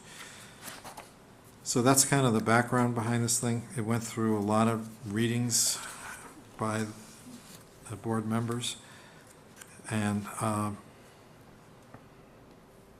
that was done before we went through the process at the end of 2012 and 2013 of coming up with proposed bylaws and statutes that would empower the town administrator. Right. The idea behind this was, you know, do the first steps, do things that we could do as a board, and leave to town meeting and the general court the bigger changes that had to be made. The idea being, had any of those passed, then we would go back and we would further conform this to whatever town meeting or the general court would have finally enacted. So, my confusion on this is that the Collins report came out November 2011, and this came out in February 2012, adopted in March, and then the date on the DOR report is May 2012. So does this document incorporate the DOR? No, I don't think it, well, Or I'll just let the Paul speak Collins? to that, but I think they certainly knew where the Collins, what Collins was suggesting, We had the Collins report, yeah. You had the Collins report, yes. and we knew where DOR was going, because we had met with DOR. Yeah, Okay. But in here, there isn't stuff, I mean, DOR was focusing on the financial officers and consolidating and all of that. You'll notice that there's very little of that in here. Right. Most of this focuses on the town administrator and the Board of Selectmen and our operating procedures. So yeah, I we mean, were I was trying to- thrilled, Paul, because this happened just, a couple of, you folks adopted this 2 months before I became a selectman. I was happy to see that you had done this, and there's an awful lot of meat in there, so it was very helpful to me to know what the rules were, basically, how to do things. So it's just one of those things, here we have policies, we've adopted them, they're very good, and if in doubt, we can check it out, So on the financial policies that I have as draft or We not draft? adopted it, it's still draft. I guess we decided when we adopted and voted on it to keep the term draft, but we adopted that draft. Any idea when that was? August 28th, says right on the document, Mine doesn't. last page. Yeah, I mean, we voted for it. Yeah, adopted August 30th, 2012. Mine says 30. You have one 2 days before me. 48. So, mine says 30. I'll tell you what mine says, and that'll decide, So okay? I'm having trouble figuring out where this is going. So, it's, August 30th. so this was adopted on August 30th, or August 2012, and Yeah. that's, that would incorporate the DOR, Yes. anything that came out of DOR or Collins. And this document was originally put together by Jim Purcell? Yeah, but let me back up a second. There was a lot that couldn't be done Right. through policies and votes of the Board of Selectmen. Should get Some some readers and required stuff. statutes and bylaws. Right. What we did here, we worked with town council with the question, what can we do to implement those reports on our own without having to have bylaws and statutes? And so it's with her guidance, we try to take as many of the Collins recommendations and the DOR recommendations and incorporate them into these documents, so to kind of clean up our own house first. We're asking the town to clean up the government as a whole, but we felt, let's clean up the Board of Selectmen. Let's empower the town administrator. Those were the thrust of these. Okay. So Okay. I'd like to You look good? forward. Yeah, Let's he look wants look to- forward and see what we're going to do next. So, History is interesting, but we've got a limited amount of time. so with, one thing after I first started, and we came up on the date about the boards and committees and the appointments, I felt it was important to get that whole house in order, since there hadn't been appointments in some places for 2 years. Right. There, I thought the record keeping could be improved and the tracking of what was going on, and so I came up with that thing that was in your packet that you can't read because it's too small. I know you're But- missing one of the board members on the Board of Appeals. Ron Stefik is still on the board. The- It says vacant next to his name, but. It says what? It says vacant, but his term expires in 2014. He's still on the board. Just a correction. So you want to talk about this, or you want to go through this, David? Let's talk about this first, even though it's hard to read. Right, Because so- then that'll segue to this other guy. So can And we, then I'd like to circle back just a little bit on personnel administration plan Okay. issues, okay? Excuse me. Okay, we got more things to look at. What are these? There's one for the file. Where'd this come from, Peter? Diane, you just brought this up to us, or I just did this. you just did this? Yeah. Okay. So basically, this is after, this is where we're at after everything we've done on that spreadsheet. So these top list the appointments that we need to make to clear these ones up. Which Some we're of- not going to do tonight. No, we'll put it on the next agenda. Okay. If I mean, Yes. they need to be done. Some of them we just heard back from, which is like the Rosemary Sorter for the Elderly and Disabled Taxation Committee, so. David, I thought on traffic safety, I thought you have a recommendation to merge that into another group, so why would we do a reappointment? Traffic safety is set in bylaw. So if the board was going to do anything, it wouldn't be done until after We need a town bylaw meeting. change. Right. So I figured it would be safe to catch everyone up with the 1-year appointments. Let's see. I mean, you can leave them, you don't have to act on it, and they would continue to serve on that committee until it is either dissolved or that you do act on them. So these are ones we would want to act on. Well, yes, this is the list. I think I had a couple of questions on the small type list, okay? I think we have an emergency director, management director, which would be the fire chief. Right. To appoint somewhere in here, so I'd add that to your list. Local, Maybe- he's got it under the Maybe local that's, emergency but planning that's in committee. addition to local emergency planning committee, or maybe that's the new committee. I'm confused, but That's we not a have, new committee. yeah, we have an emergency management director, so I think it's just fallen off the list here, okay?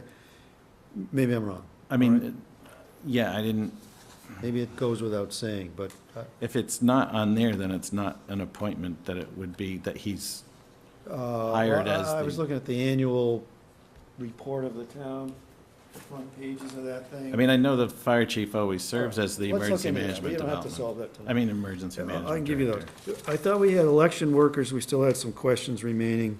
On the back page, I put appointments where a decision needs to be made on how to proceed. Yep. And that's one So- of them? Yeah, so I don't know if you want to walk through each one. Well, okay, I'm just making sure we got a complete list to deal with. That's all I'm trying to do right now. All right. Employee Health Insurance Advisory Committee, okay, That's a Sherborn committee, it's required by statute. yeah. Right, so I But we have have the some, date, I'm just looking at the dates.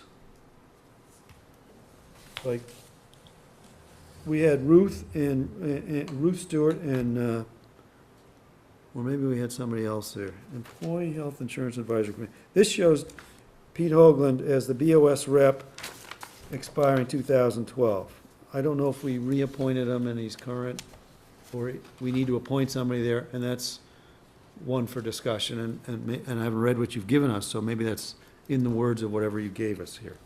You ought to have the statute in front of you, so So that's something to bring back another time. Yes. That's the statute. you're not free to just appoint anybody. Okay. There's a statute that says, and the same thing with the Historic District Committee. Yeah, You have to have the statute in front of you, and you have to see, do the the people, makeup of the folks on that committee, okay. right, and so you know what seat is vacant. It's not enough to say that a seat is vacant, you need to know which seat Yeah, is vacant. all I'm saying is because the date's 2012, right, we gotta catch up there. right. So what I wrote, Fashion. But state law says people continue in office until the successor is Right. Yeah, elected. yeah, I get that. So it's not yeah. like the committee is, No, he's it's in not, there's jeopardy. somebody there, yeah, I understand that. so what I wrote was Employee Health Insurance Advisory Committee has various appointments of which the selectmen are responsible for 2 of the seats. These 2 seats are currently held by Pete Hoagland, treasurer, and I believe that's as the board's non-union representative, but, and Ruth Stewart as the retiree representative. There are no questions with this. These 2 appointments need to be made. But if there are questions, we should pull out the statute. Yeah, because on that one, I'd like to see us appoint you there. Let's see if that's the, And if we can. if it's a. if And you it's- discussed this with Pete too, I thought, right? I discussed the other one, Okay, which was, some other health thingy. yeah, because this, this is a town committee, the other one is. Right. West Suburban Health Group, yeah, you, West Suburban Health Group I talked to Pete about. all right. Well, I guess that one, to the extent that there is flexibility there, and to the extent that you could be appointed there, I'd be more comfortable doing that for a variety of reasons. Which is not to say anything bad about Pete Hoagland, who's a good guy and does a lot, but, That's, let me look. so you'll come back to us That's with that? not, typically, if my understanding is right, this is basically a public employee committee. So normally, you wouldn't have the manager or administrator on with union representatives Well, to be working on health insurance, but we need to see what the, let's see what that we can do. statute is. Yeah, and we may have no change, but And given the magnitude of the financial impact of what's going on there, right. and the challenge of understanding what the financial alternatives are, I'd like to see But I think what the idea Greater- is that's a transparency there.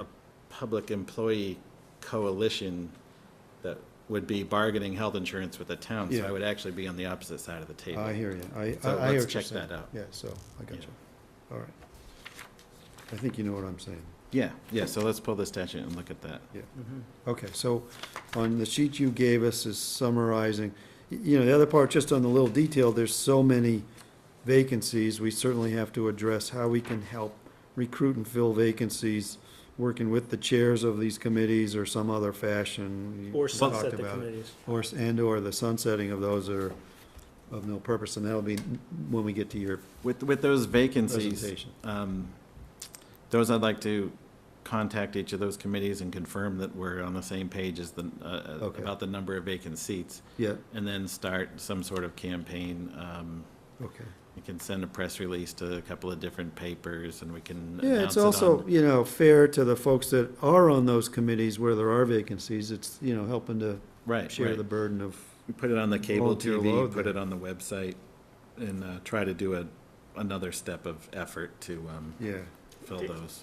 David, on the Conservation Commission alternates, there's no terms listed. Is that a selectman appointment, or is that something where folks are appointed by the board members? I think that they're appointed by the board members. I don't think the selectmen have We should check appointed the any statute on alternates that. other than, usually the board doesn't appoint an alternate.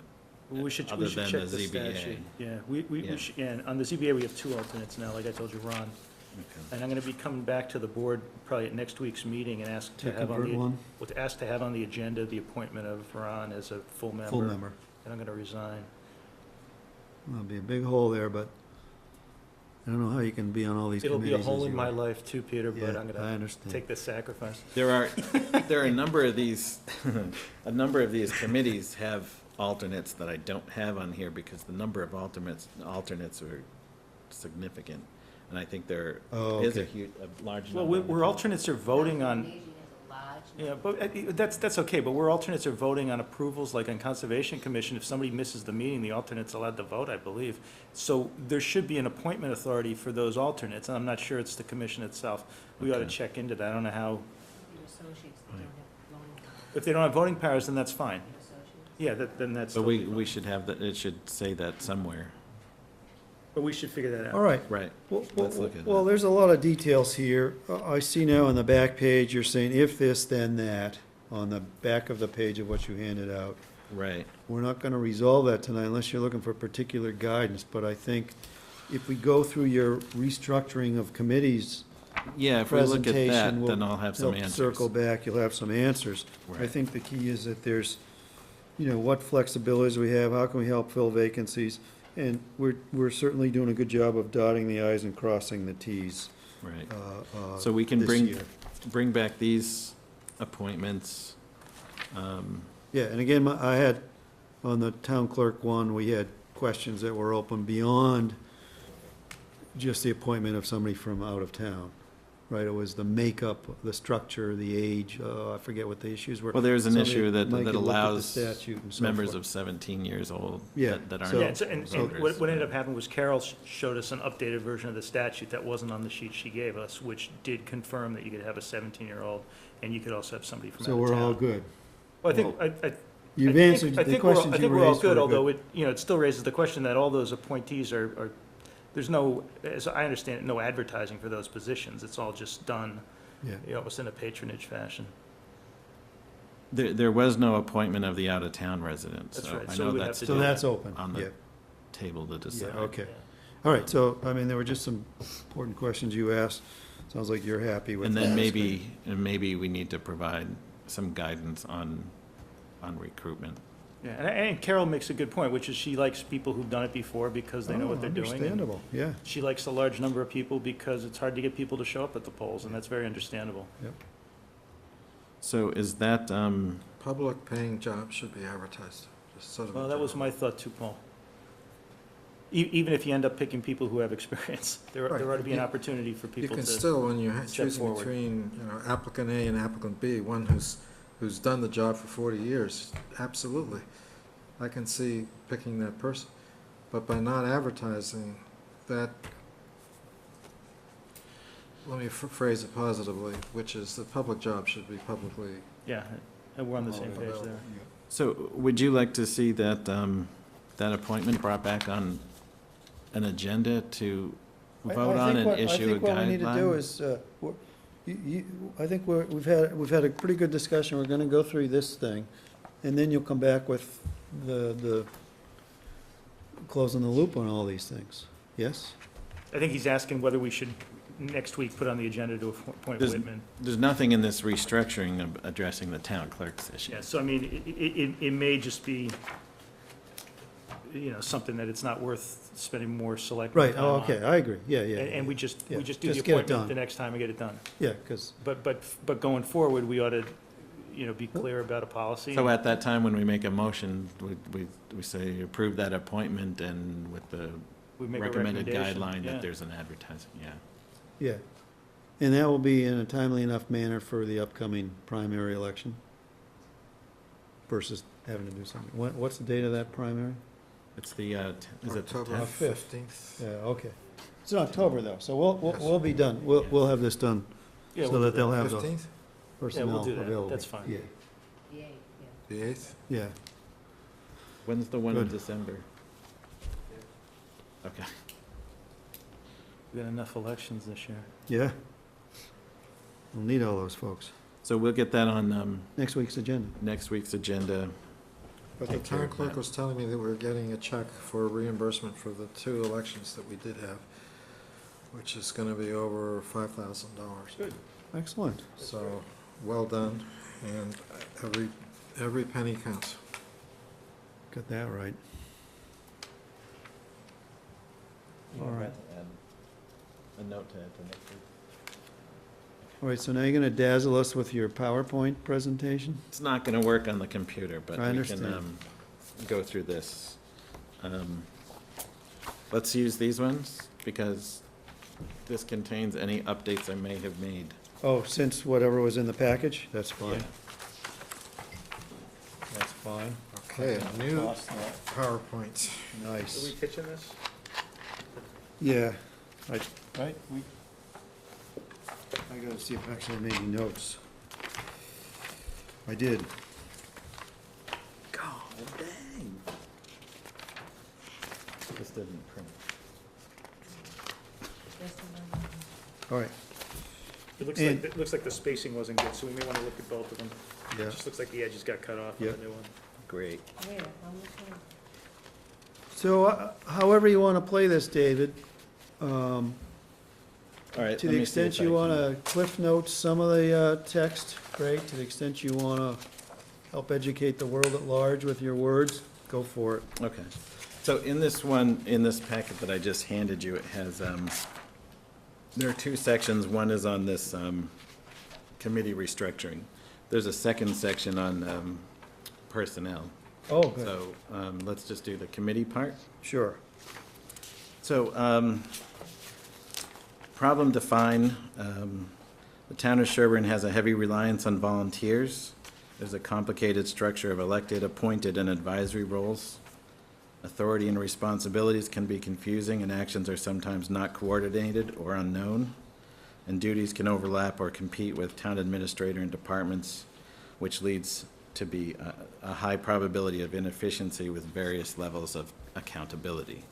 But in Sherborn's case, it all seems to work because the town has been moving forward in this format. So the goals that I defined, that thinking that there's ample room to make improvements, that I wanted to improve efficiency, increase accountability, and enhance effectiveness. And I think that that's what we talked about originally with the strong TA system, but there could be other ways that we can make some modest improvements. So under the current structure, I had that picture that you worked Well- hard on. Yeah, I carry it with me, just if anybody wants to see the original, The Peter gladly Caruso, autograph it for anybody. It But- is, But that actually is really more, these are represent employees, it's not a complete list of the various committees. Right, but But the structures, Right, there are a number of committees in there that Yes. are represented Yeah. as overseeing certain departments. I think the Isabel Stewart Gardner Museum was I think it's inquiring gotta be about somewhere, Paul. Museum of Modern Art, I think. acquiring this. You gotta admit, that's a work of art there, huh, Mike? Have you seen it up close? I mean, That's look really at pretty, Peter. that. It's, It's scary, the colors mean If- stuff and if everything. you take the time It and makes walk sense. through it, it's entirely accurate. of Is there a the, spinner so you can move around the board, or? Oh, yeah. like a Ouija board or like?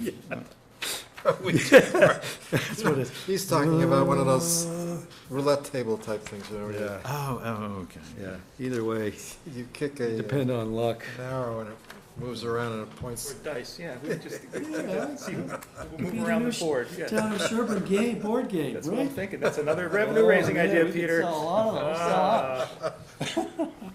So, the restructuring that I was talking about, one would be to sunset various committees, and the following committees would be dissolved or their missions reassigned. So that would be the Ambulance Usage Committee, Communications Committee, Dry Hydrant Committee, Pine Hill Access Road Committee, Town Campus Extension Committee, and Wildlife Management Committee. So moved. Oh, Yeah. you Well- can't do that tonight? Has to be on an I'm agenda. only kidding. Yeah. Would you add, and don't shoot me, Western Avenue Intersection Committee? At least sometime in the near future. We already reappointed them for Yes. a term of 1 year. Yeah, They're still an They're active active, yeah. committee, okay. until we can straighten out the, What we're doing on those various intersections? Yeah. what we can do with, no, what we can do, what we're going to do with that public safety thing Yeah. or traffic Yeah. safety, then we should probably leave that Okay. alone. Are we gonna get a report back from them on what they found with their video monitoring and all that? Yeah, there was well, they had a public Did you have a hearing, public hearing? and it was pretty well attended there, Okay, good. so, So they I have went as a recommendations? resident. They have recommendations for us or anything now? The first thing that I remember was that they were going to move on to another intersection and just try to clear back the brush as far as possible, increase the sight lines, but move on to the other intersection because this one was But they did not ask you to working write out. a letter, if I recall. Now, I don't know where So that's at. they asked, they voted for me to write a letter to McMahon. McMahon. Excuse me. And since then, that's even changed. So, But they had a meeting like a week ago. exactly, the last word I had is that they were moving back to the Whitney Street. Yes, Western and one of the Ave. things was that apparently the original design took into account stuff that was unpaved to the north. A little bit, Well, yeah. I always said that the problem with making that complaint to McMahon or bringing them in to holler at them that it wasn't correct is that they were going to say that we didn't set it up correctly with cones and barrels because their plan did not have cones and barrels and it was a mountable island. So it's hard to compare something set up with barrels to a mountable island and But it was also off pavement by wasn't- 3 feet because Right, they right. were, apparently engineers were looking at where the road was supposed to be, but on the ground, the road didn't go there. so at last word, There was, at last the word. stakes are over here and there's grass and then there's pavement. Yeah, no, I understand. So at last word, I'm not writing the letter until they meet again and decide and vote whether I should send that So or they're not. rethinking the need for that letter, is what you're saying. I know there were a number of unhappy residents there. Right. At that meeting. Um, But we're also Although- mindful of the fact that there's 48 houses coming online Yeah. near you. And there was at least one engineer who told me, you know, we ought to be putting a traffic light to deal with all of these new people that are coming in and all of that. And I don't want to see a traffic light over there. So I do want to see some, I don't know that the warrant would be there for a traffic light with just No, with another, that number of 100 people, trips a that's a day or rounding something, that's a error pretty- added to Right. that yeah. activity. But, well, but you got 2 streets coming in close proximity. I mean, there was, I don't want to see it. So I don't want the phone to start ringing about putting a traffic light there. It's too late, you just said it out loud at this meeting. But in This is a order, workshop. in order to avoid that, and with 48 houses coming on, which 2 apparently are up, or Yes, they're sort of up. They look like houses. I don't think they're habitable, but they're saleable, I would imagine. and there are things that you have to look at so you can report to us. Oh, yeah, I can report all it's sorts of developed. things. Yeah.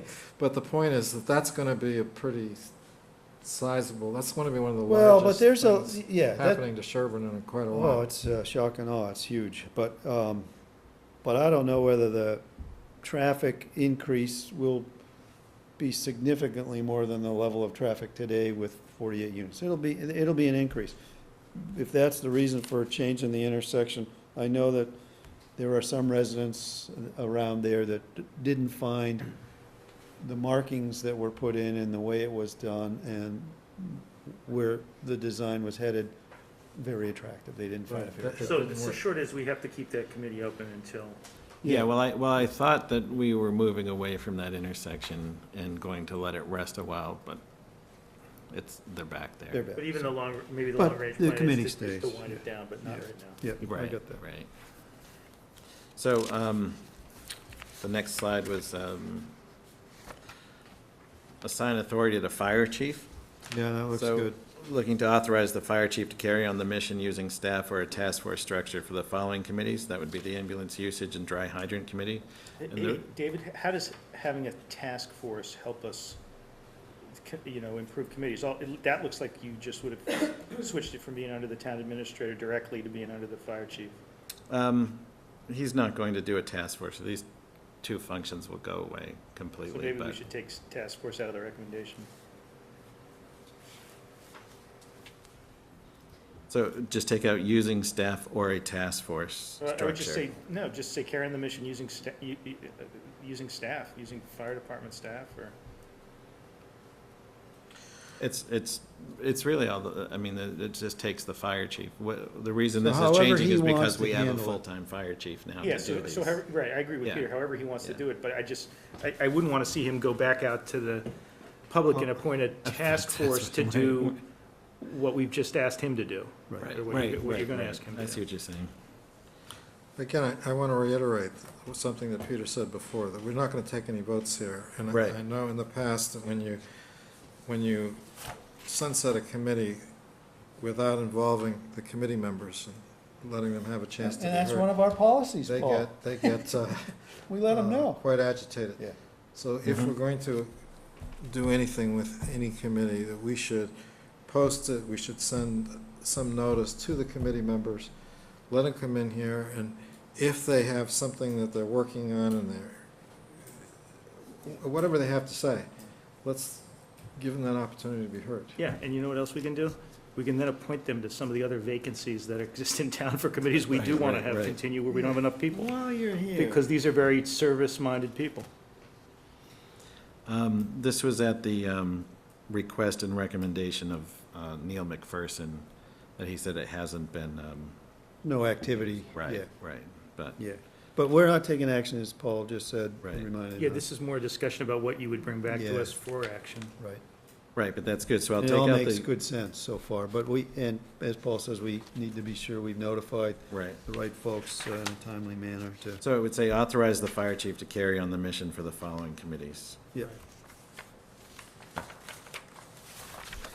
This one would be assign authority to the town administrator. Authorize the town administrator to carry on the mission using staff or a task force structure for the following committees: Town Campus Extension Committee and Wildlife Management Committee. I'd make the same comment on this one too. Okay. You don't have to go out and catch the raccoons, but we ought to be figuring out a way to use, if you're gonna use town staff or existing town staff, or you're gonna appoint somebody, hire somebody to do it or whatever. Well, definitely on the Wildlife Management Committee, my hope was, they were tasked with bringing a plan back by June 30th, which didn't happen.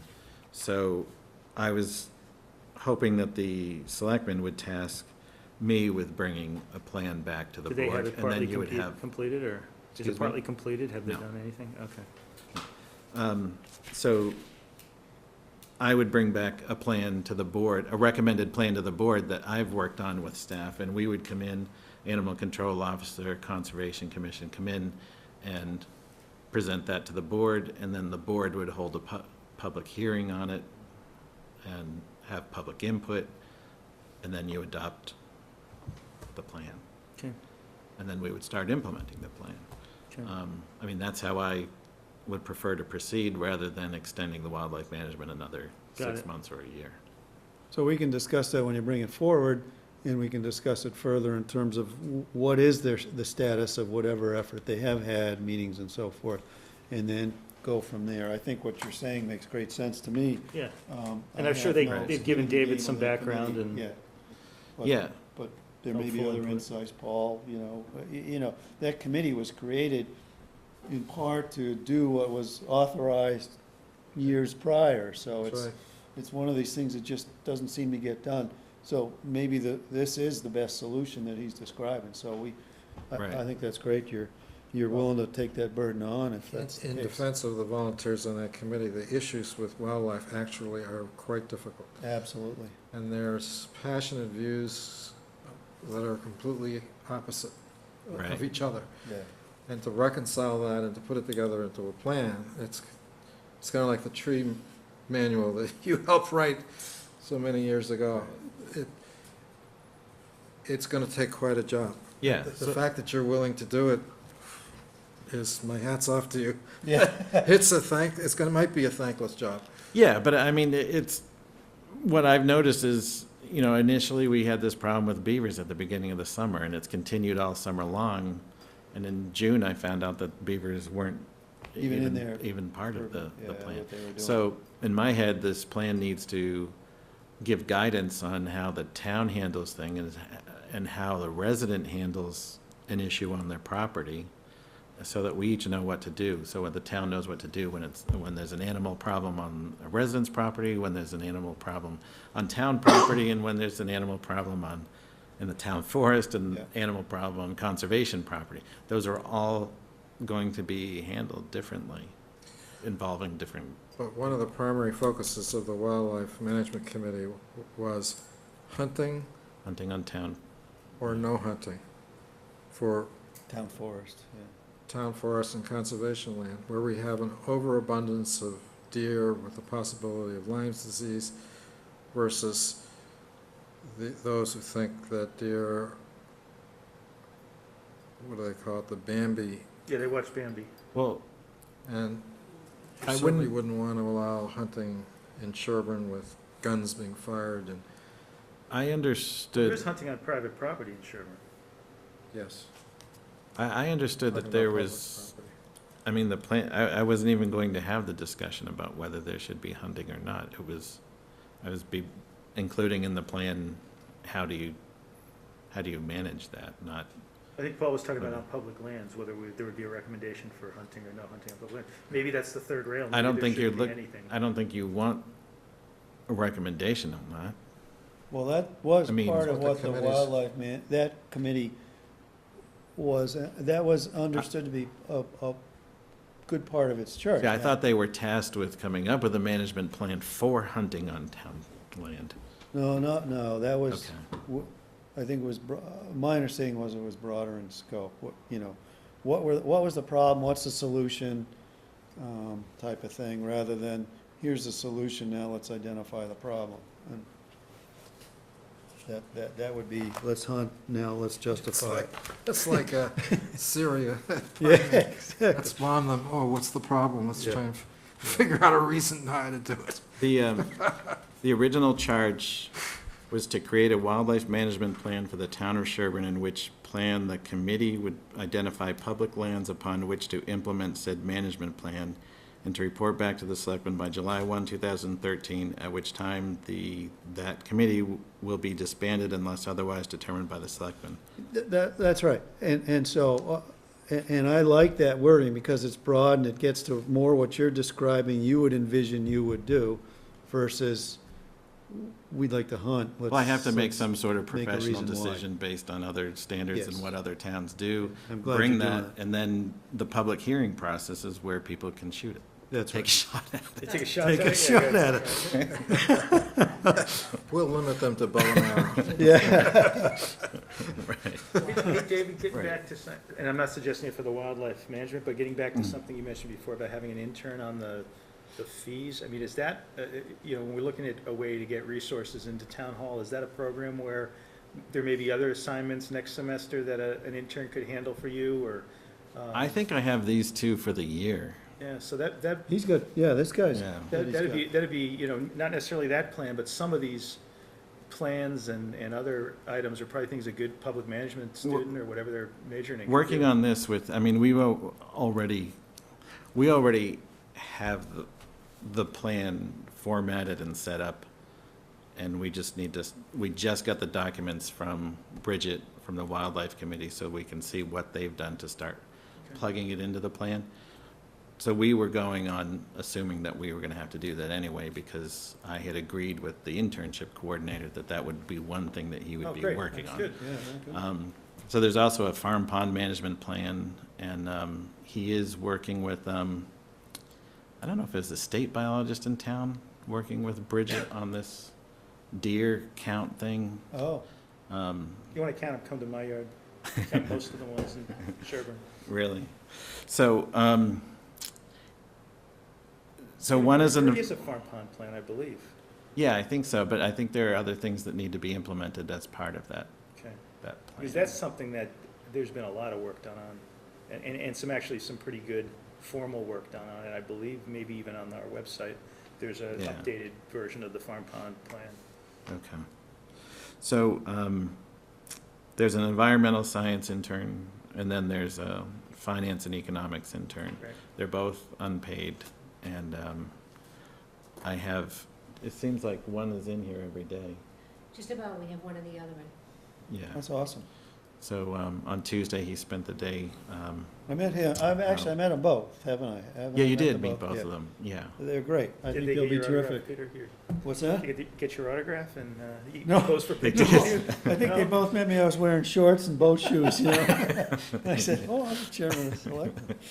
Yeah, Mm. but they're glad to be here, and we're coming up with some deliverable things that they That's can great. come in and present. And Yeah. No, I did the same project in Framingham, ended up with interns from University of Indiana.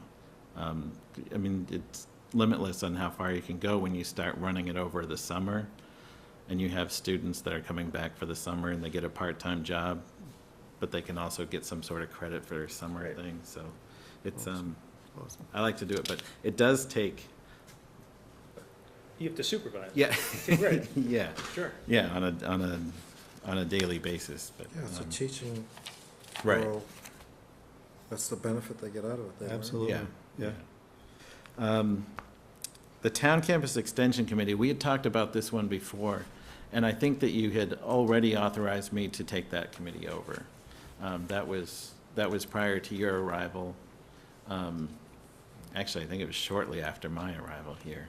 I think we voted this a number of times, but I think the committee didn't have a chance to present their case about why they wanted to stay. So again, why don't we give them? No, they didn't. We just said, you're done and you're reporting to the town administrator. I just think it's better government to give volunteers who come forward and think they're serving on a committee a chance to participate in decisions about that committee that they volunteered on. So I'd extend them that courtesy and invite them in and tell them that. Even in spite of whatever prior action we might have taken in regards Yes, to it. yeah. Yeah, I think that's fair, Paul. Makes sense. Yeah.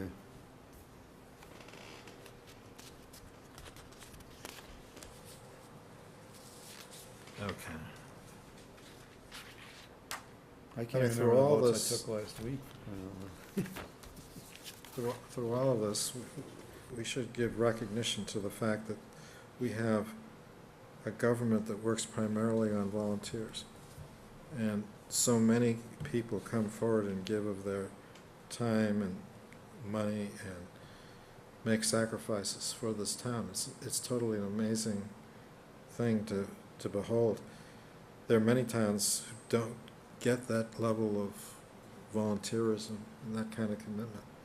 So in this discussion about eliminating committees, I want to emphasize, we value every volunteer. This is only about trying to make the government more effective and utilize volunteers' time wisely in a way that will benefit them and us. And I think the Collins report pointed out that coordination among the different roles and committees is an important aspect of improving town government and how efficient we are, how effective we are. So this would accomplish that, but I agree with you that, people should feel, feel that their service was recognized and was valuable. And we should want to ask them to serve again in a capacity that does continue forward. So the next slide was create a public safety advisory committee. This was has been kicked around to me from various sources.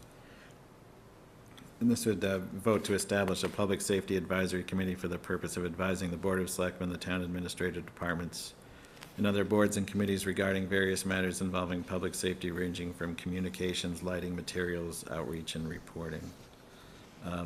Similar to the Traffic Safety Committee, but with a broader charge. What is lighting? Lighting, I was just thinking public safety lighting, like the light behind the fire barn, Okay. lighting of tennis courts. Putting a traffic light in front of your house. Yeah, no, I didn't know if you meant street lighting or, that's probably another. I mean, it third rail. can, that has a public safety component on Yeah. in certain Sure. areas. Would you consider trying to incorporate the Traffic Safety Committee within that, or as a division of that group, and still be able to comply with the bylaws that have established the Traffic Safety Committee? I mean, if there's a way to do that, I would argue, at least looking towards seeing how that might be done. But there's a way of incorporating a few members from Well, Western. that's not, I mean, in other words, you have this broader Public Safety Advisory Committee Right.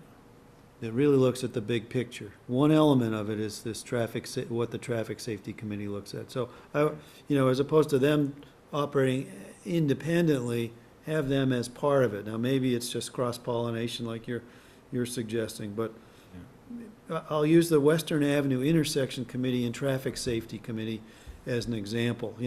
I find it confusing to go to a Western Avenue Intersection Committee, and they're presenting, whatever they want to do, or they present at a town meeting, and then you have to ask the question, well, where's traffic safety fall in all this? Well, they're of independent minds, and it would seem to me that whatever an intersection committee is doing is more part of whatever traffic safety committee. So it's the same sort of concept. Right. Was there a recommendation in there?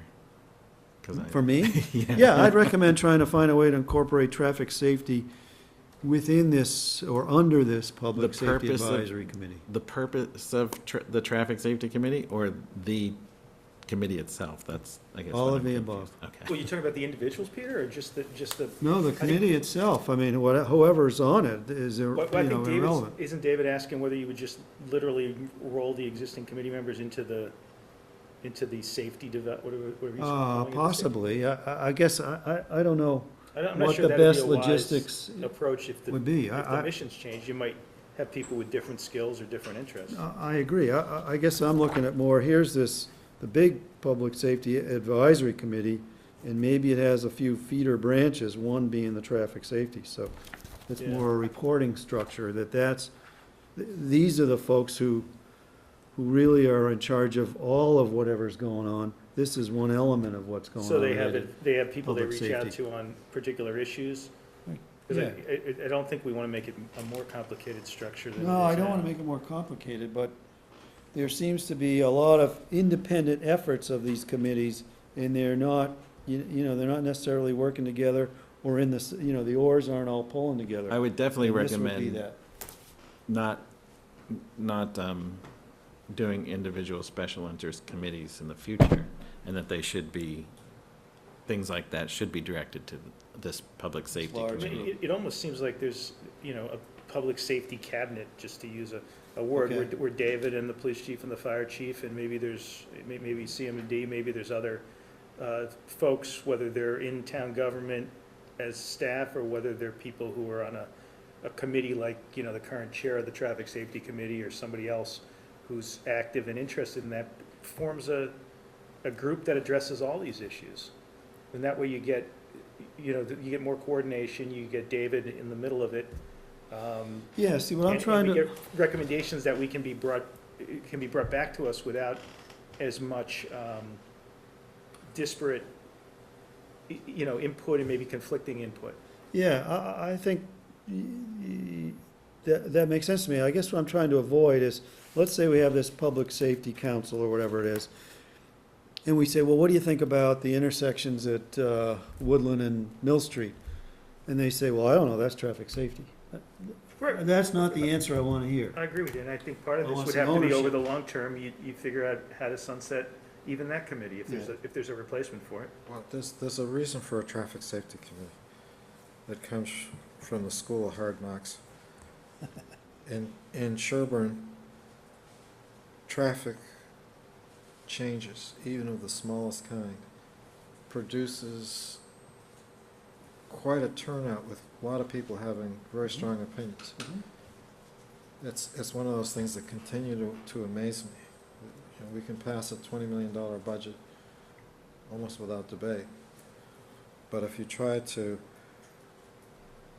change a stop sign or put a traffic island, you have very strong opinions.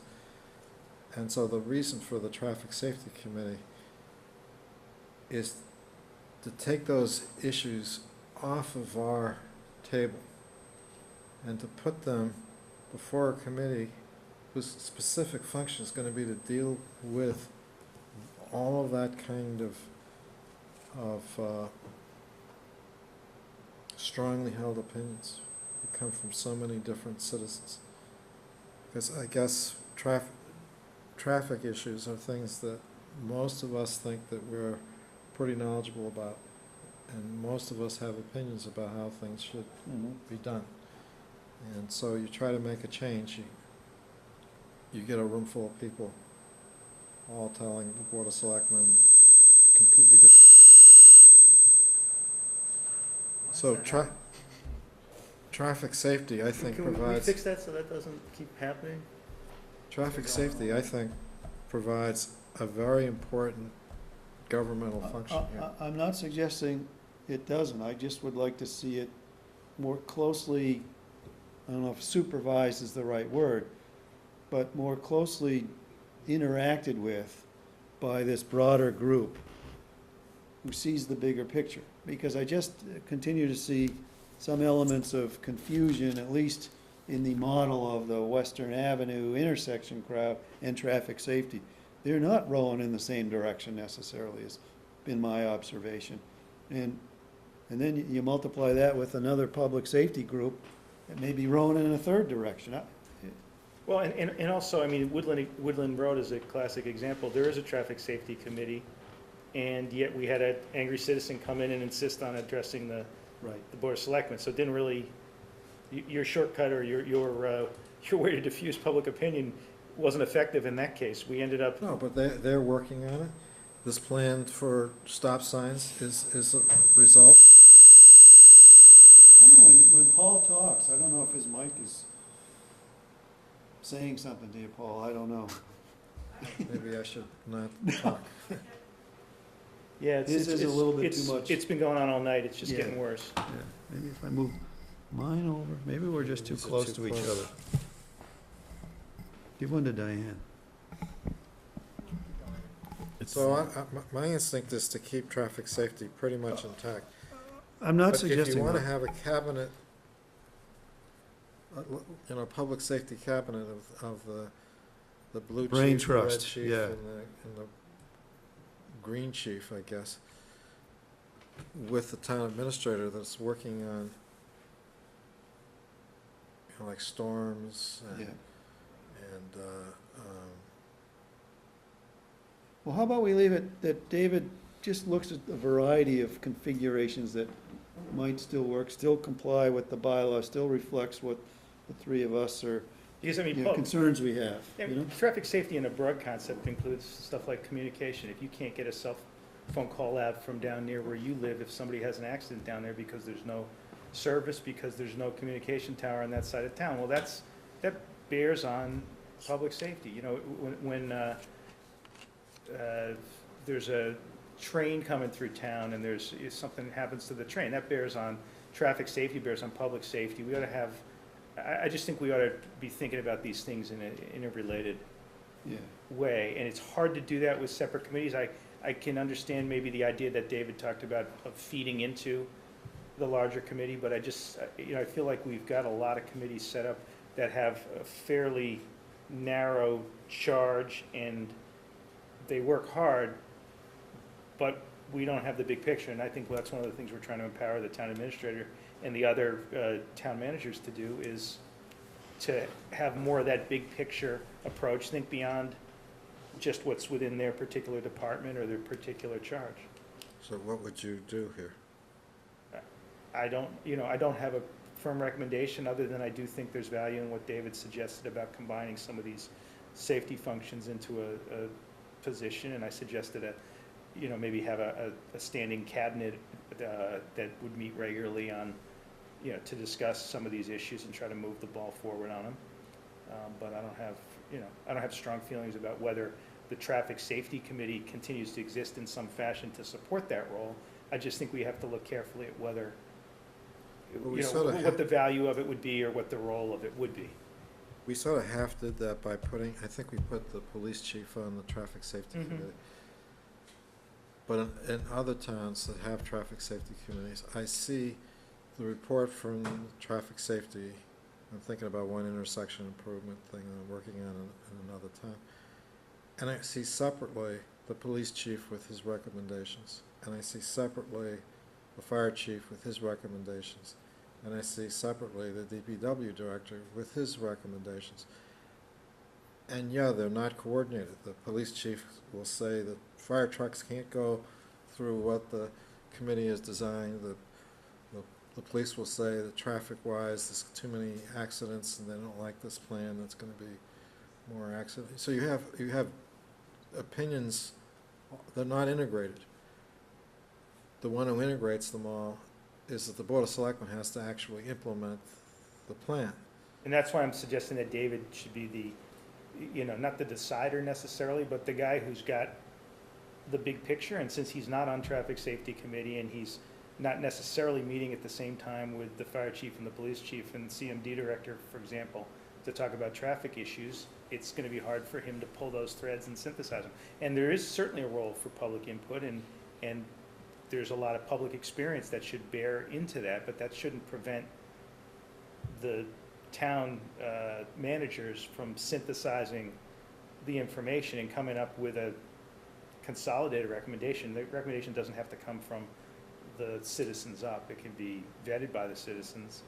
They could feed, they could have feedback. I mean, there's an intersection in town that I've been made aware of, which probably needs some attention. I haven't ever heard that the traffic safety committees thought about it, but somebody might bring it up to them, and then it would either be talked about or it would eventually be brought to town meeting. I'd rather be able to mention it to David, which I'm going to do, and have some, managerial minds think about whether it's a real issue and how to solve it, and come up with a plan, rather than we rely on this stuff to kind of work its way up. That's all.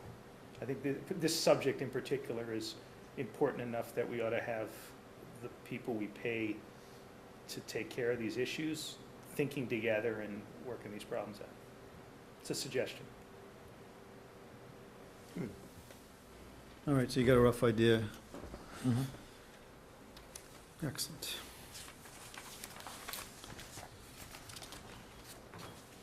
The next one was update current mission statements of 3 committees, and this was from various input. So one was the Revenue Development Committee, And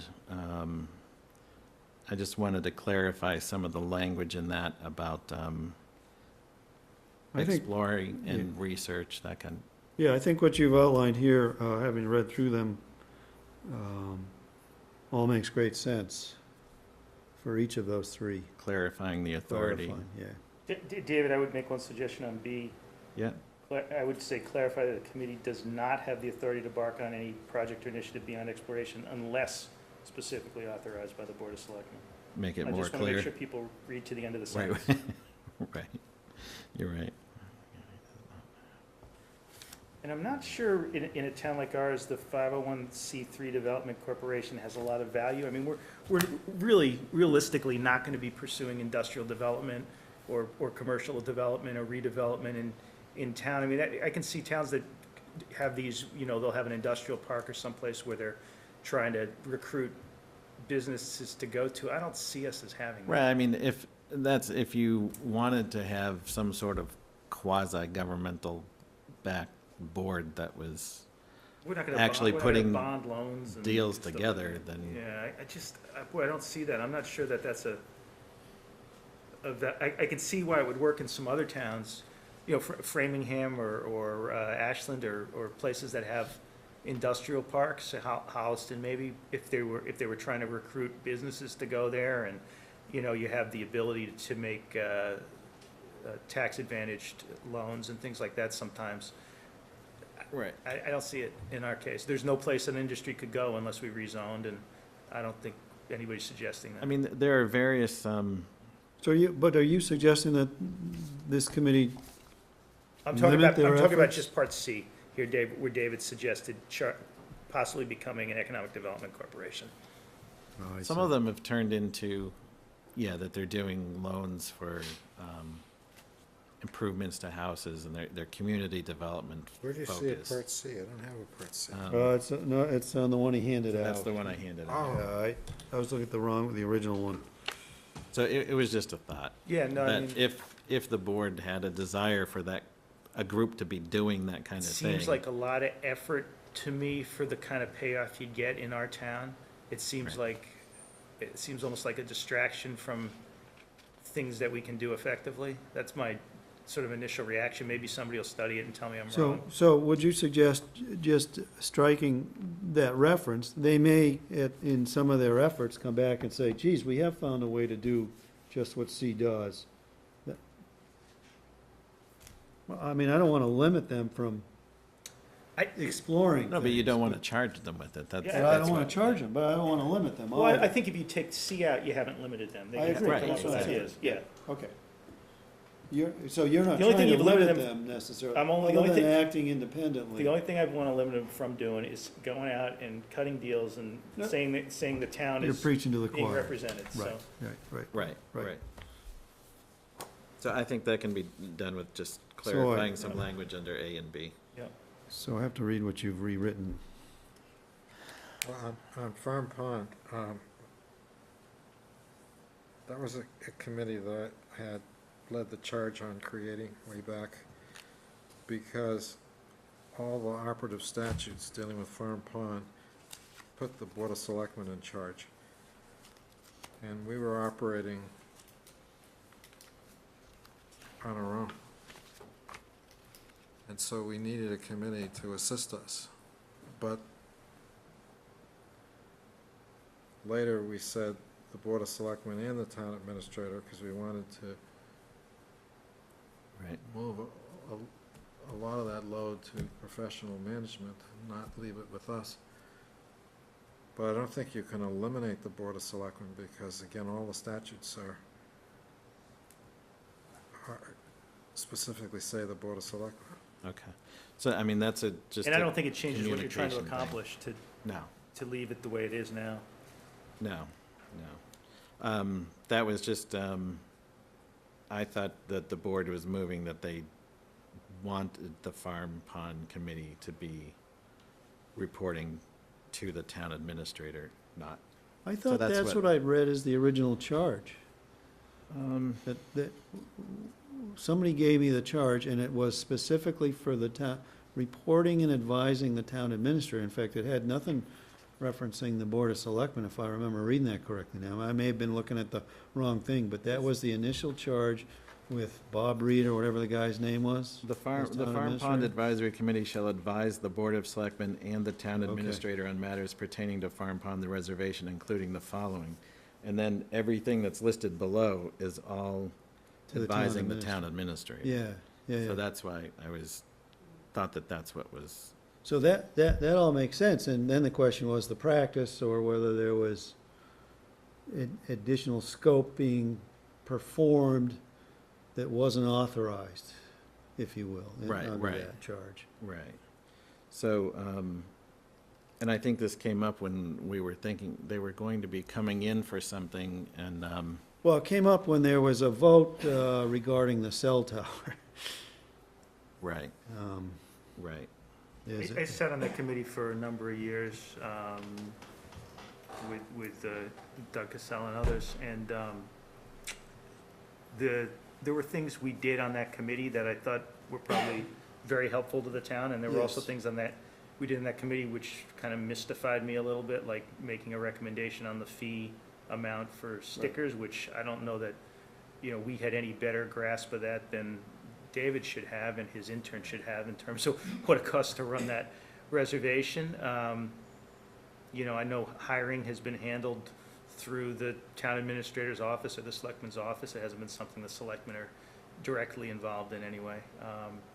So some of the stuff that committee has traditionally been involved in, I'm not sure that all that involvement Right. is needed, but some of the other stuff like I remember there was a lot of time spent developing the rules for the reservation and having the selectmen ultimately approve those, and advocating for the rain garden drainage system that protects the pond, and public education efforts and so forth. Right. All those are very valuable, and I don't know that Right. those need to be subsumed by town staff or the town administrator, so. That's just, sort of my thoughts having been on that committee. Well, this year, what I was trying to do with, under B and C, was to actually reflect how we've been operating. Yep. So, if there was a change in the rules, that I should be bringing them back to the Board of Selectmen or recommending a new set of rules, but, To get at Peter's point, David, B talks about the impacts to its immediate environment.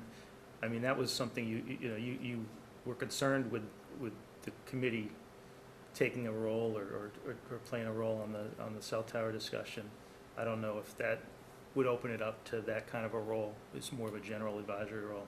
right, Well, it prompted me to look at what was the charge when Yeah. the committee took this vote on the cell tower, and it was, number one, what does it matter? It may matter, and it mattered to the folks on the committee, but number two, I wasn't sure about, what about safety and all these other issues, and that said, there were some, operational issues in the prior summer, when I first got on the board, that I found very disturbing, and I view Farm Pond as one of the focal points of where we need to be concerned about public Right. safety, so. Right. I think All that being said, what struck me was we weren't out of the selectman's office, through the town administrator's office, managing what we were truly responsible for, and a lot of the burden or the slack seemed to have gotten picked up by the committee. So I'm not saying anything bad about the committee by any means. I think the committee adds tremendous value helping preserve, protect, and right, maintain this asset we have. right. But the confusion gets to where operations can be a little murky. And so, to the extent that we have professional staff to deal with the operations, this, I think, is an effort to help clarify that. Now, seeing that the words have changed slightly here in this version, Right. it's worth looking at a little closer. That's after I heard back from Catherine, the Okay. chair of the committee, Okay. that we went back and forth a little bit about what might be more reflective of what's I see. actually happening. All So, right.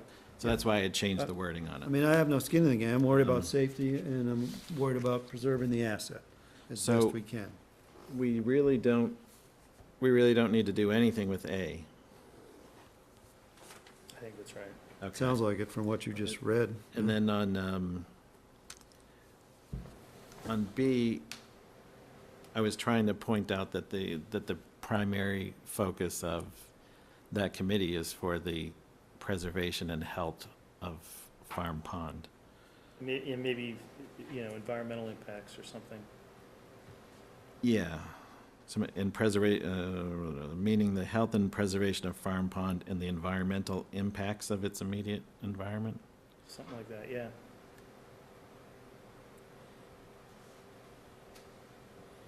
Well, in how, even striking A, Surroundings. in getting the right words of B and C, are you coming up with anything that's different than that broader charge? Because what you're suggesting, Well, it says, in this original one from 1999, it has advice to the town administrator on personnel issues such as staffing, orientation of staff, analysis of wage structures, physical aspects of the Don't gates need at the that. reservation. I just don't see, So there's a clear definition now, and this is to a credit to the committee that they came up with this model of operating a reservation down Yes. there.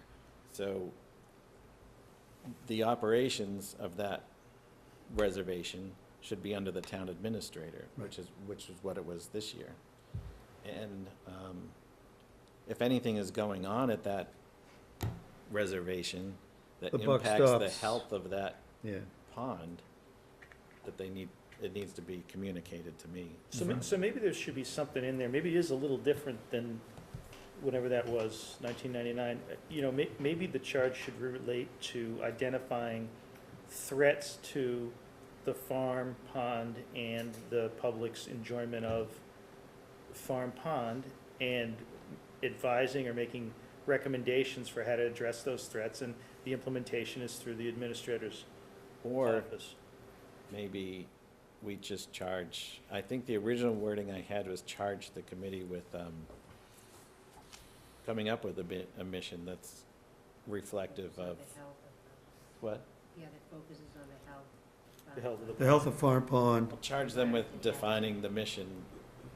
I mean, I'd love to see them beyond the health of the pond. I'd love to see them figure out something to do with the building, the changing station, which, was already a mess when I moved here 20 years ago, but it's way more of a mess now. And I know there's limitations in terms of money and in terms of septic Right. systems and all that stuff, but, fixing things up. But that is, I mean, that's a facility issue that, Right. I mean, they have been involved in it, but, I've tried to get You're a Ed more facility involved in it guy. as CM&D. It's a Yeah. town facility that I need to look at in the whole scope of all facilities. Yeah. I mean, and, there's some historic assets down there, there's natural assets down there, there's threats based on runoff and other geese and Oh, yeah. other Well, maybe, issues. I mean, maybe that scope is more broader than just the health of the farm pond. It could be the maintaining the historical significance or something. Yeah, and what I think comes out is exactly what you said, which is the personnel aspect of it, the pricing aspect of it. I don't The know that operational committee, aspects. right, I don't know that committee needs to decide where parking, and on what terms parking takes place and things like Right. that. yeah, nor lifeguard training, and et cetera, et cetera. Yeah, That's- Yeah. to the extent they were That's ever here. involved in that, Yeah, yeah. I don't know that they were, but that would, The what? lifeguard training, that would No, not I be don't something think to they- expect them to be involved, I'm sure. No, and I think but- that's the model they set up for running the reservation. But I wanted to reflect that operation of the reservation is under the town on your administrator. shoulders, and- yes. Yeah, Yeah. but there were some instances this past summer that, of message confusion. Yes. Police department, reservation, and our office, which they weren't, it's like a hierarchy of needs. I mean, this is really high level, just ironing out some communications, because all the safety things were addressed, most of them. But we didn't have major safety problems like to deal with. So we're able to look at some of these improvements, which is just improving lines of communication and responsibilities. All right, well, let's keep moving. What, you have a rough idea how to No, go forward? no, Let's work on that then. okay. As the guy who wrote the stuff back in 1999, we were dealing, we didn't have the goal of a strong town administrator Right. at that point.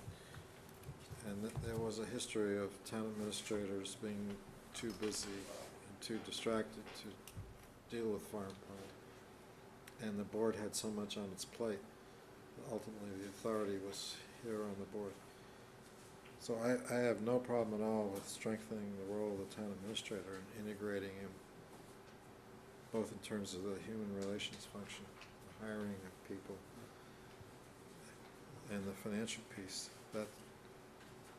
That should be centralized. But to some extent, the Farm Pond Committee's been, I think, a very successful committee of all the committees in town. It's one that I'm particularly proud of. They've done a lot of good things, and if they want to give advice about something to do with Farm Pond, I would hate to tell them, no, we don't want to hear your advice. So yeah, let's strengthen the town administrator, make sure that people know that you do all the administrative stuff. I think by statute, we have to do the policy stuff, the big policy things. But Yeah, I think focusing them, though, can get them to that point, Paul. You know, focusing the charge a little. The other thing I just was remembering is, at least during my time on that committee, the reservation director would be on the committee and would point out issues that had arisen and their efforts to solve those issues. But I didn't get the impression that they necessarily were getting a lot of help from Here. town government. Otherwise on that, they were left to fend for themselves, it seemed, on a lot of different things. And I think that's where the role can be very different now with, with you involved and Right. focusing on that. Yeah. And now we have a real town administrator. Yeah.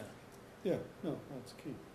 But I think that's what the way the committee was heading is that, I mean, when I started, I met with them about the structure that they had come up with to implement down there, and I didn't think we could get it done in time for this year, but we were able to do it, and I think it worked out well. I mean, I think Jeannie was impressive this year in ironing out things. Pat was helpful. I mean, everybody, I thought, worked together, and the complaints that I had, some of the stories from previous years, I didn't see those things happen Right. again, so I think progress was made. And Pat's nodding her head yes, so that, And she's smiling. so that's good, and it's similar to the discussion with the recycling committee. It's Okay. there's an operational function, and then there's a purpose that we're not good as bureaucrats at overseeing preservation things. Right. That takes like a special interest in the involvement of those kind of groups.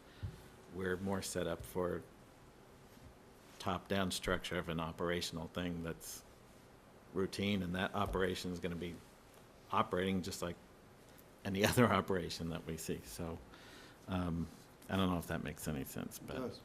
so that brings us to the next one, which is the recycling committee. So the recycling committee, the original charge, their mission statement is, the recycling committee's mission is to provide the town of Sherborn with convenient and cost-effective waste reduction and recycling programs and to promote environmental sustainability and preservation. Over time, that has put them in a role where they've had to deal with a lot of things that a recycling committee wouldn't or shouldn't have to deal with, which is processing certain bills. Now, they should be involved in them as, you know, like an auditing basis to make sure that we're being charged the right rates or see what opportunities there might be in those bills. But to have to take responsibilities for those items, take responsibilities for maintaining the facility, they should be focused on reducing waste and handling recyclables. And that includes, you know, the swap shop and working with the town administrator on the, we're going out to E.L. Harvey next week to see their operations and see if they can give us any better contract on hauling and managing recyclables. But that's, Carol's not here. But Carol feels that's where they should be too, is that over time there's been something missing at town hall, and it could be just a town administrator after the last one left that they took on more to continue that operation. And the contract expired and some of these other Yeah, things. that's clearly my impression, is that, you know, by default, because it wasn't getting done, the committee Right. picked up a lot of the slack. Right. However, I would argue that some of the slack, a good chunk of the slack that they picked up, should be back here. You know, so I look at the wording you had before and the wording you've changed. I like what you had before better than what you've now got for B. Because it looks like in the current B, you're putting more of the slack over their way. If I use the term slack. That loosely. wasn't my intent, so let me look at that. Okay. Because you're right, if you look at, you know, before Serve in an Mike was advisory on. role is different than work with. Yeah. When Mike, before Mike's time, we spent a lot of time on the transfer station up here at the Board of Selectmen. And I kept coming back to what the missing element was, management of what was going on there that resides in the town administrator office. And Right. we've talked about But that. what we were trying to do, why we, this was the language that Carol and I came up with In the second version. in the second version. And Carol was trying to, she didn't think that, you know, she thought that there was a lot that they shouldn't be involved in. Okay. So we were of the same mind on where we were heading with it. We thought that the wording that we came up in this second version had that committee less involved in the operations than the wording that was in the first one. That we actually viewed the wording in the first one as having them more involved in the operations than See, she would have I liked. guess I don't read What if you that. said something like, be available? We as came a- up with as advisory rather every than. word. What we wanted to happen was if there's a sinkhole up there, that the operator of the Ruane up there Would let you know. calls me. Yeah. I call CM&D, go up and fill in the sinkhole at the transfer station. How's it work and- now? And that I inform, her, if it's affecting her operations of the swap shop, if it's, say, we have to close that for a day or something, that she's involved, that there's something that requires me to be involved with them and them involved with me. And at times it's gonna be me advising them, and at other Well, times them it advising. always seemed, take for example, the budgeting for the transfer station. Mhm. It was always Carol presenting the budget, when it seemed to me that should come out of your office. Right. It's a Right. town facility. Yeah, and it's a town operation, so, and it's not, to speak, I mean, it's amazing, we're fortunate to have had that committee doing what they've done all this time. But I think if they focus more on A and less on the operational aspects, Right, we'll all be better served. right. Here's So- a good example of something they did this year, which was tremendous, which was that whole composting initiative and making those bins available. And Right, I- my understanding is Carol and her committee did that. Yeah. That was their idea. They carried it out, they've implemented it, right, and that's great. And that shouldn't be something that you have to right. think about. Right, that's where they can be most effective for the town, and the operations is where we are most effective on the Yeah. town. But you know, you're working on the same property. Yes. But with a different focus.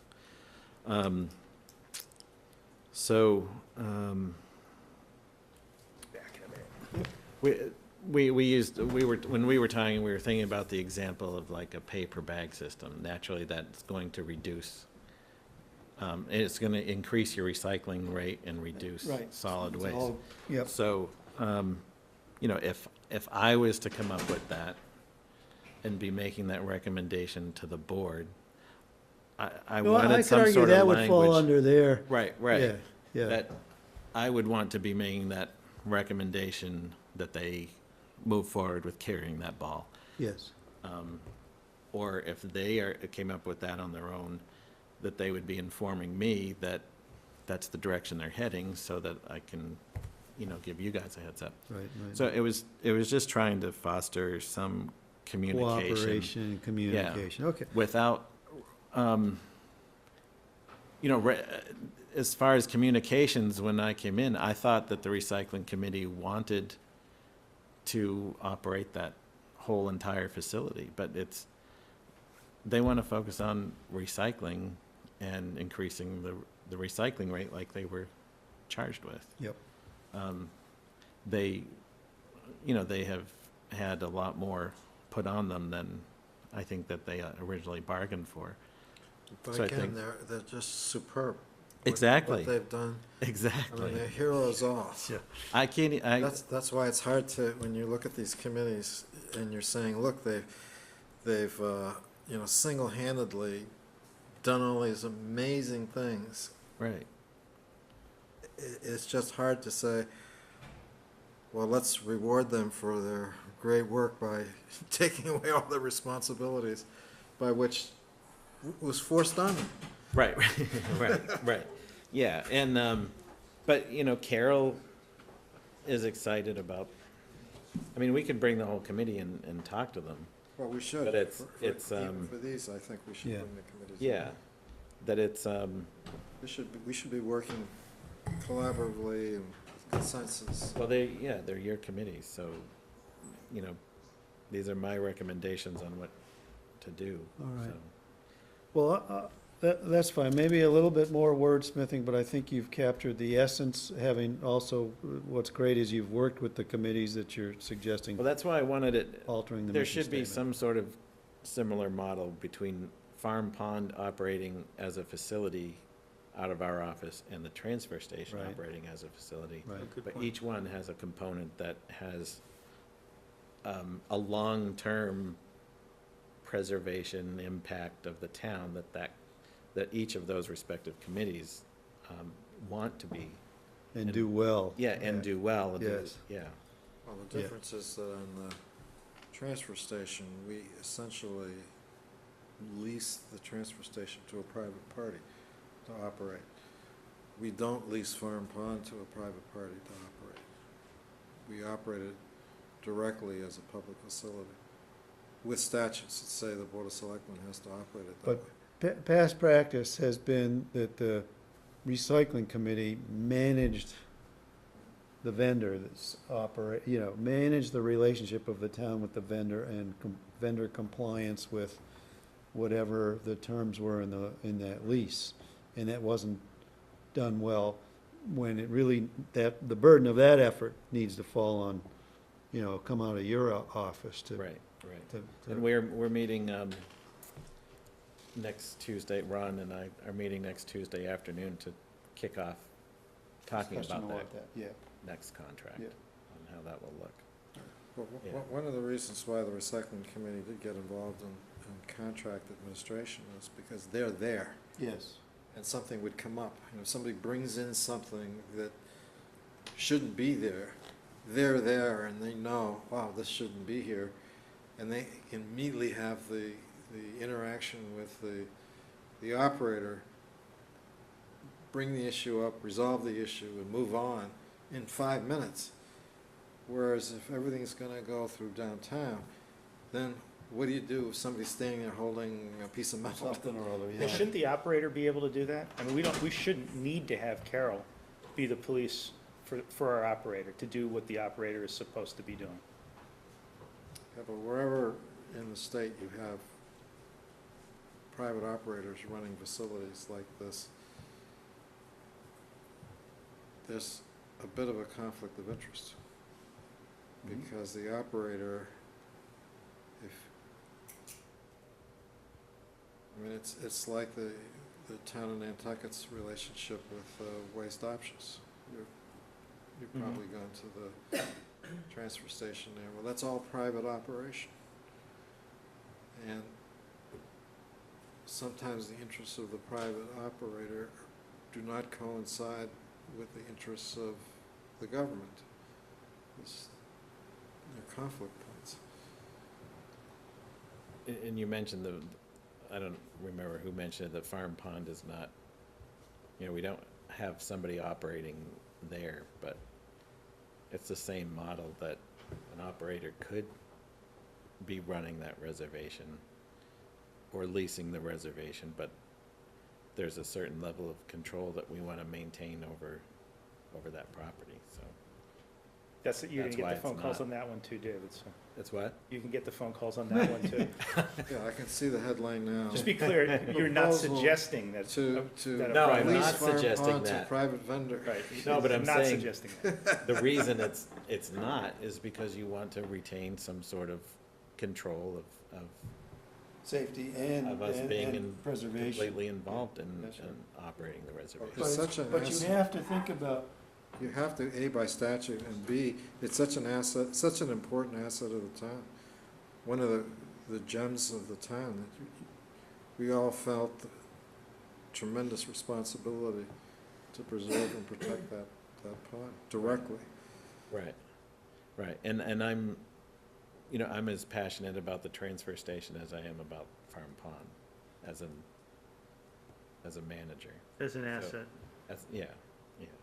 I mean, they both have to be maintained. Some people get excited about the recycling and some. It's not as much fun to spend a summer afternoon at the transfer station. No, but you'd be depends on the temperature and surprised. which way the wind's blowing. You'd be surprised at the number of people that do, I think. Yeah. I'm gonna furnish my house there, you can. Well, okay, so maybe a little bit more wordsmithing there, but I think you've. Well, it gives you an idea basic where idea where you're going. Yeah. we're heading, and it's only, that's the direction Carol and I are heading, and it's only making the language reflect Yeah.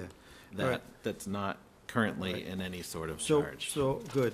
Now, in terms of the personnel management, Don't I don't even- think we want to do that tonight, right? No, No, if we let's, can't. let's defer that, can we? Yes? Do you want to do that? What? No. What do you No, want to do there? no, Do you want us to? I'd like to get sunsetting committees and that stuff behind us, because this is just, Well, I haven't read the personnel management. So thing. neither have I, Right. neither have Right. I. Okay, And but- I'd like to have a healthy discussion about that, including some issues that we've identified that I think we need some clarity on. yeah. So I want to, So if you can give us a good version of this electronically, we can, exactly, I'll send you a Read it. PDF version of Okay. the slides, so that All right. it's not cut off. All right. Does this cover things like, the town covering training expenses and so Not in forth? this, no. This is completely so. management of personnel from like a human resources standpoint, hiring, terminating. And we had a session with the Personnel Committee back Right. before your time, and I had a whole bunch of issues that we went through on the Personnel Action Plan, Administration Plan, rather.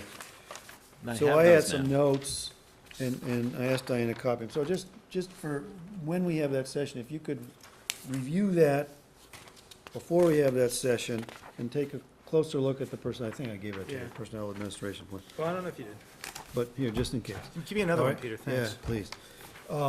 So that we can have a healthy discussion then about some of the issues that I've identified need some clarity and brought to the Personnel Committee. You've met with the Personnel Committee on some of these same issues. Right, right. But I think we need to provide some stronger guidance in where we ought to go in some of these issues, okay? So I think we need to defer that discussion from tonight until another meeting. It's getting late. I would, and then let's just see whether you want to at least touch base on your space planning and think, organizational Is changes. that tonight, Peter? Just if you can give us an update of some of these little things here. If you wanna. Can I make a comment also on this stuff? Absolutely. When this comes up, David, can we also take up those issues you and I have been talking about, such as the training and education expenditures? Yeah, and policies and mileage reimbursement policies and some of the other Right. things we've been talking about? I'm trying to deal with it in chunks, because like even this page That's a of full the things night. that need to could be a be, full night, yeah. well, number 4 and number 5 are this whole presentation on personnel. Okay. So it's like, there is so much. Number 4 and 5 on what, Dave? On My the little Peters- lists, Yeah, okay.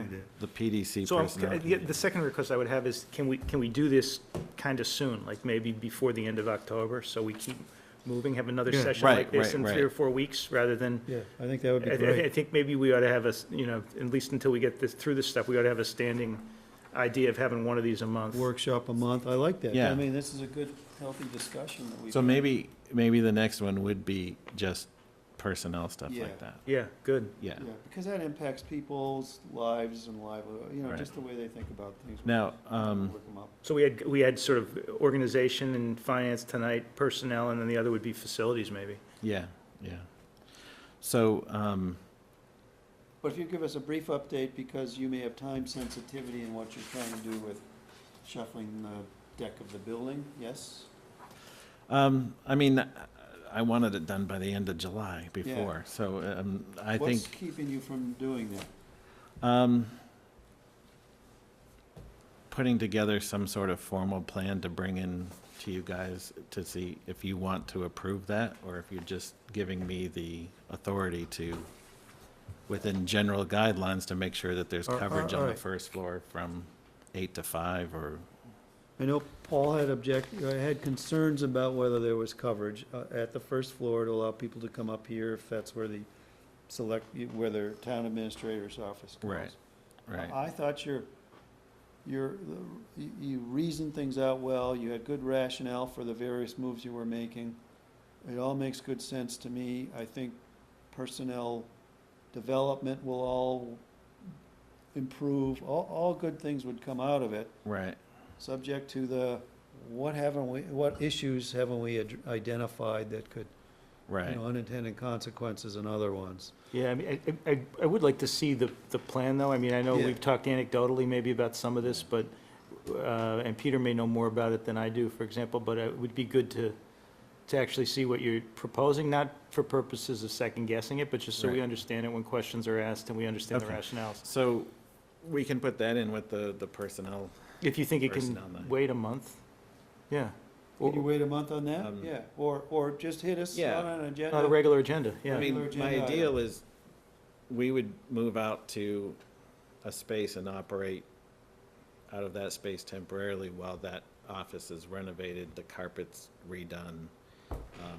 The carpet here, by the way, in this room. It's a little nasty. Well, we're planning on putting together a capital request, and we'll see where it goes for. So what would be the idea, though, with the space shuffling, or you don't want to get into that yet? I'm sorry, what?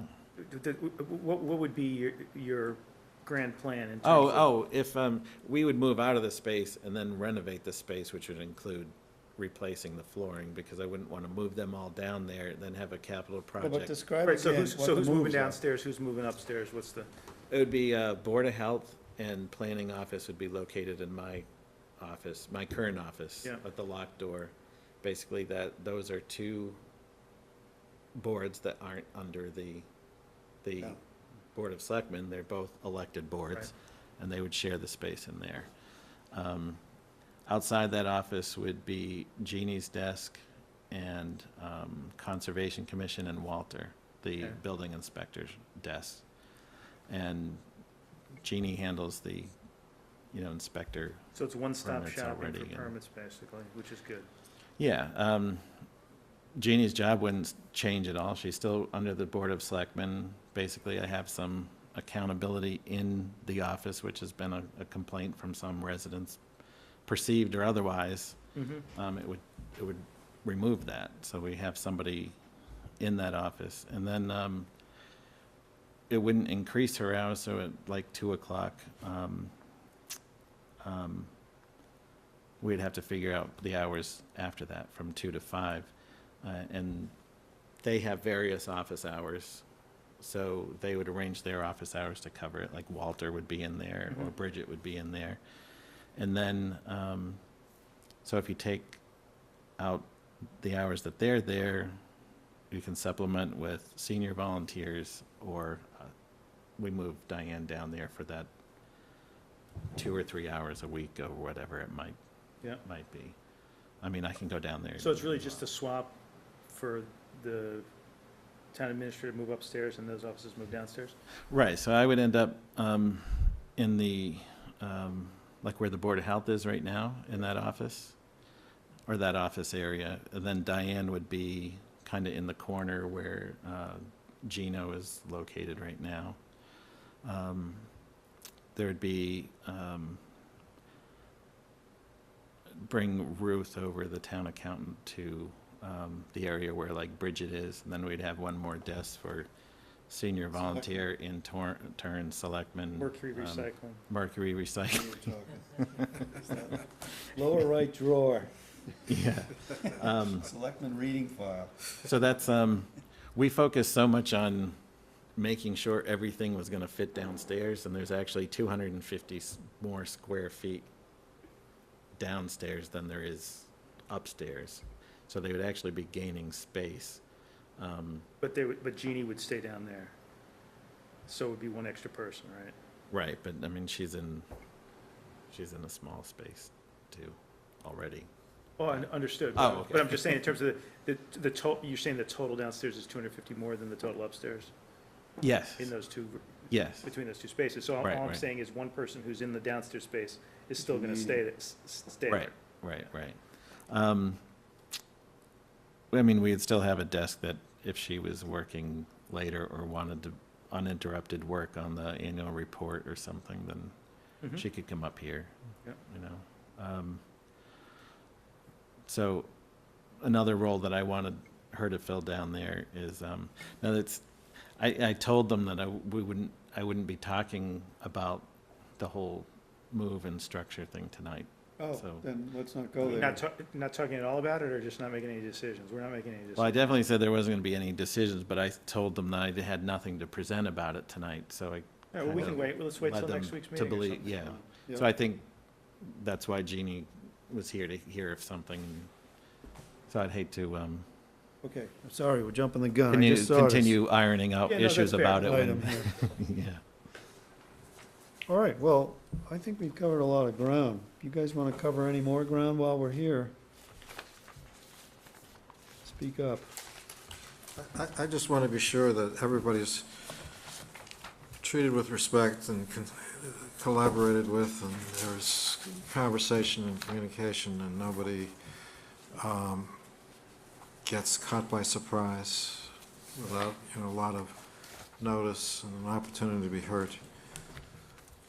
That's just the way this town works. Yeah. Well, I mean, this is all being done openly, so that's good. yeah, I mean, the problem is, do I go out to these committees and pitch it to them first, or do I come to the Board of Selectmen and I report to the Board of Selectmen, so I bring it to you first before I try to I'd say iron. come to us, and then, we can solicit comments from people if we want, or we can just, authorize a letter that says that this is what's been recommended, and if they want to be heard, it'll be Right. taken up at such and such a meeting. Right.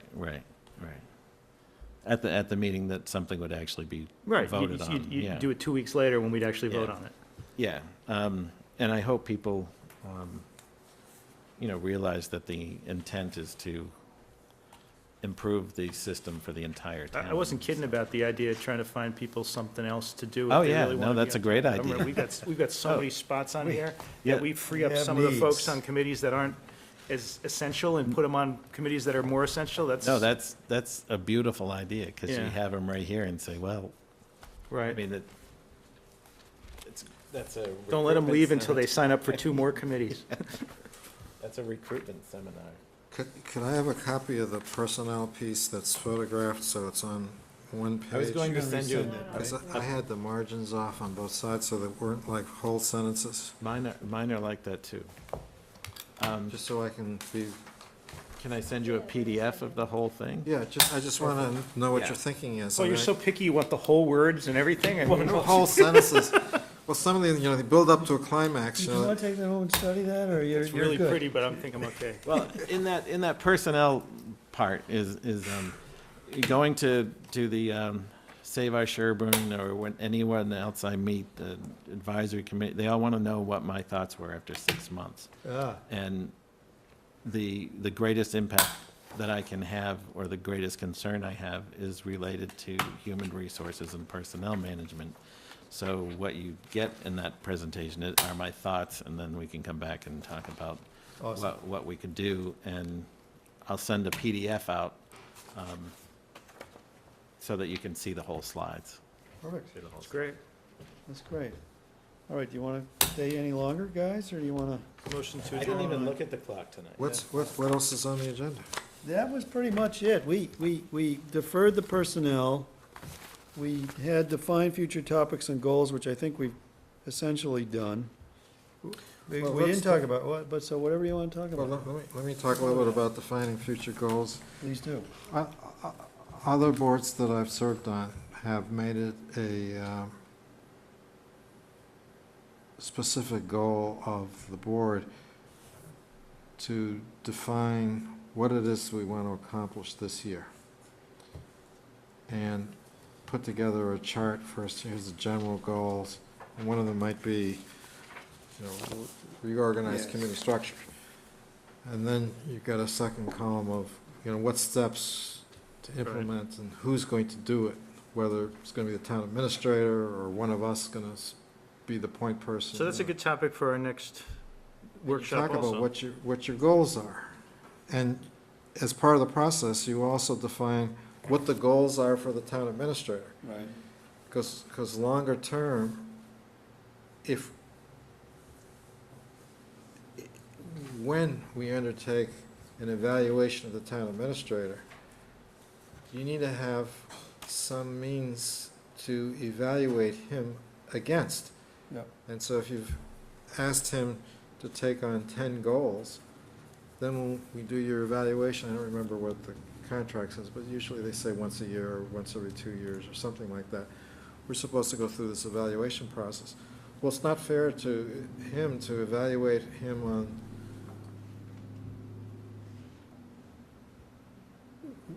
on anything. Yeah, no, I It's- understand. It's really, just like you would do in a corporation. I serve on a 3-man board of directors of a corporation. And so we say, here are our goals, A, B, C, D.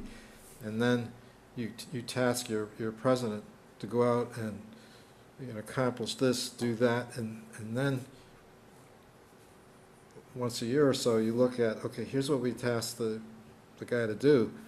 Did he increase profitability? Did he increase sales? Did he do all these things? Yeah. You've got some way to measure Mhm. it's management by objective. You give objectives as part of defining goals. So you define goals for yourself, you define goals for the town administrator, and you define goals for some of your committees that you're going to be tasking with things. We've had management by objection.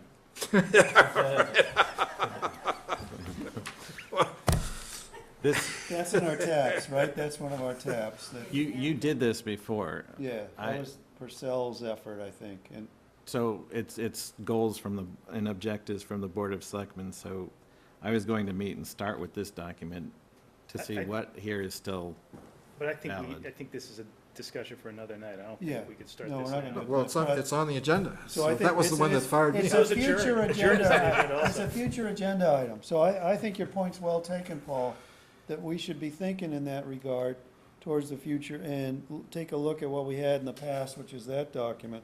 It's a good starting point. Also knowing some of the challenges that are facing us, and the cycle of the calendar, so I think, right? I'm with you on that. I think that makes great sense. We're not gonna do it tonight. I mean, yeah, so should we point to sometime the end of October for another one of these sessions? Yes. So we have. Or sooner if he needs it. It would be nice, yeah, if we just said the third week of each month. We do We'd plan one of on- these. Because there's Yes. enough, and that could be the time that I bring some of those committees in, Yeah. to talk. Good. All right, that works. But you could see this subject was so interesting that we've driven our Stan- audience Stan- away. They went home to Standing watch room on only. television. You know what it was? Is that I heard so much talk about this agenda in Did you really? fear and who was going to show up and speak their mind and all this.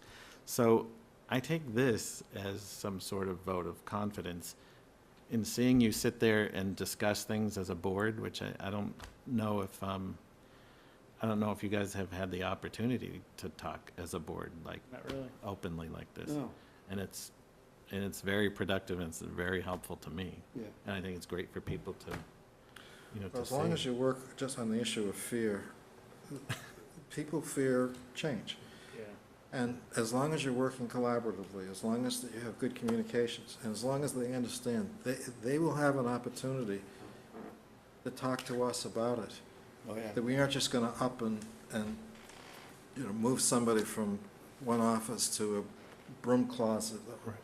No, or and David's a been different talking part about of town. a lot of these things already. You've been, Right. paving the groundwork here, Right. so. No, I think the there are no buy-in is all surprises. there for that Yeah. move. Pat's gonna run out of so. tape pretty soon. Yeah, well, I think there is a motion on the table to adjourn. Second. Any other discussion on that? All in favor? Thank you very much. You If I wasn't guys on this board, added a lot nothing of would ever value. end. Yeah. It just keeps on.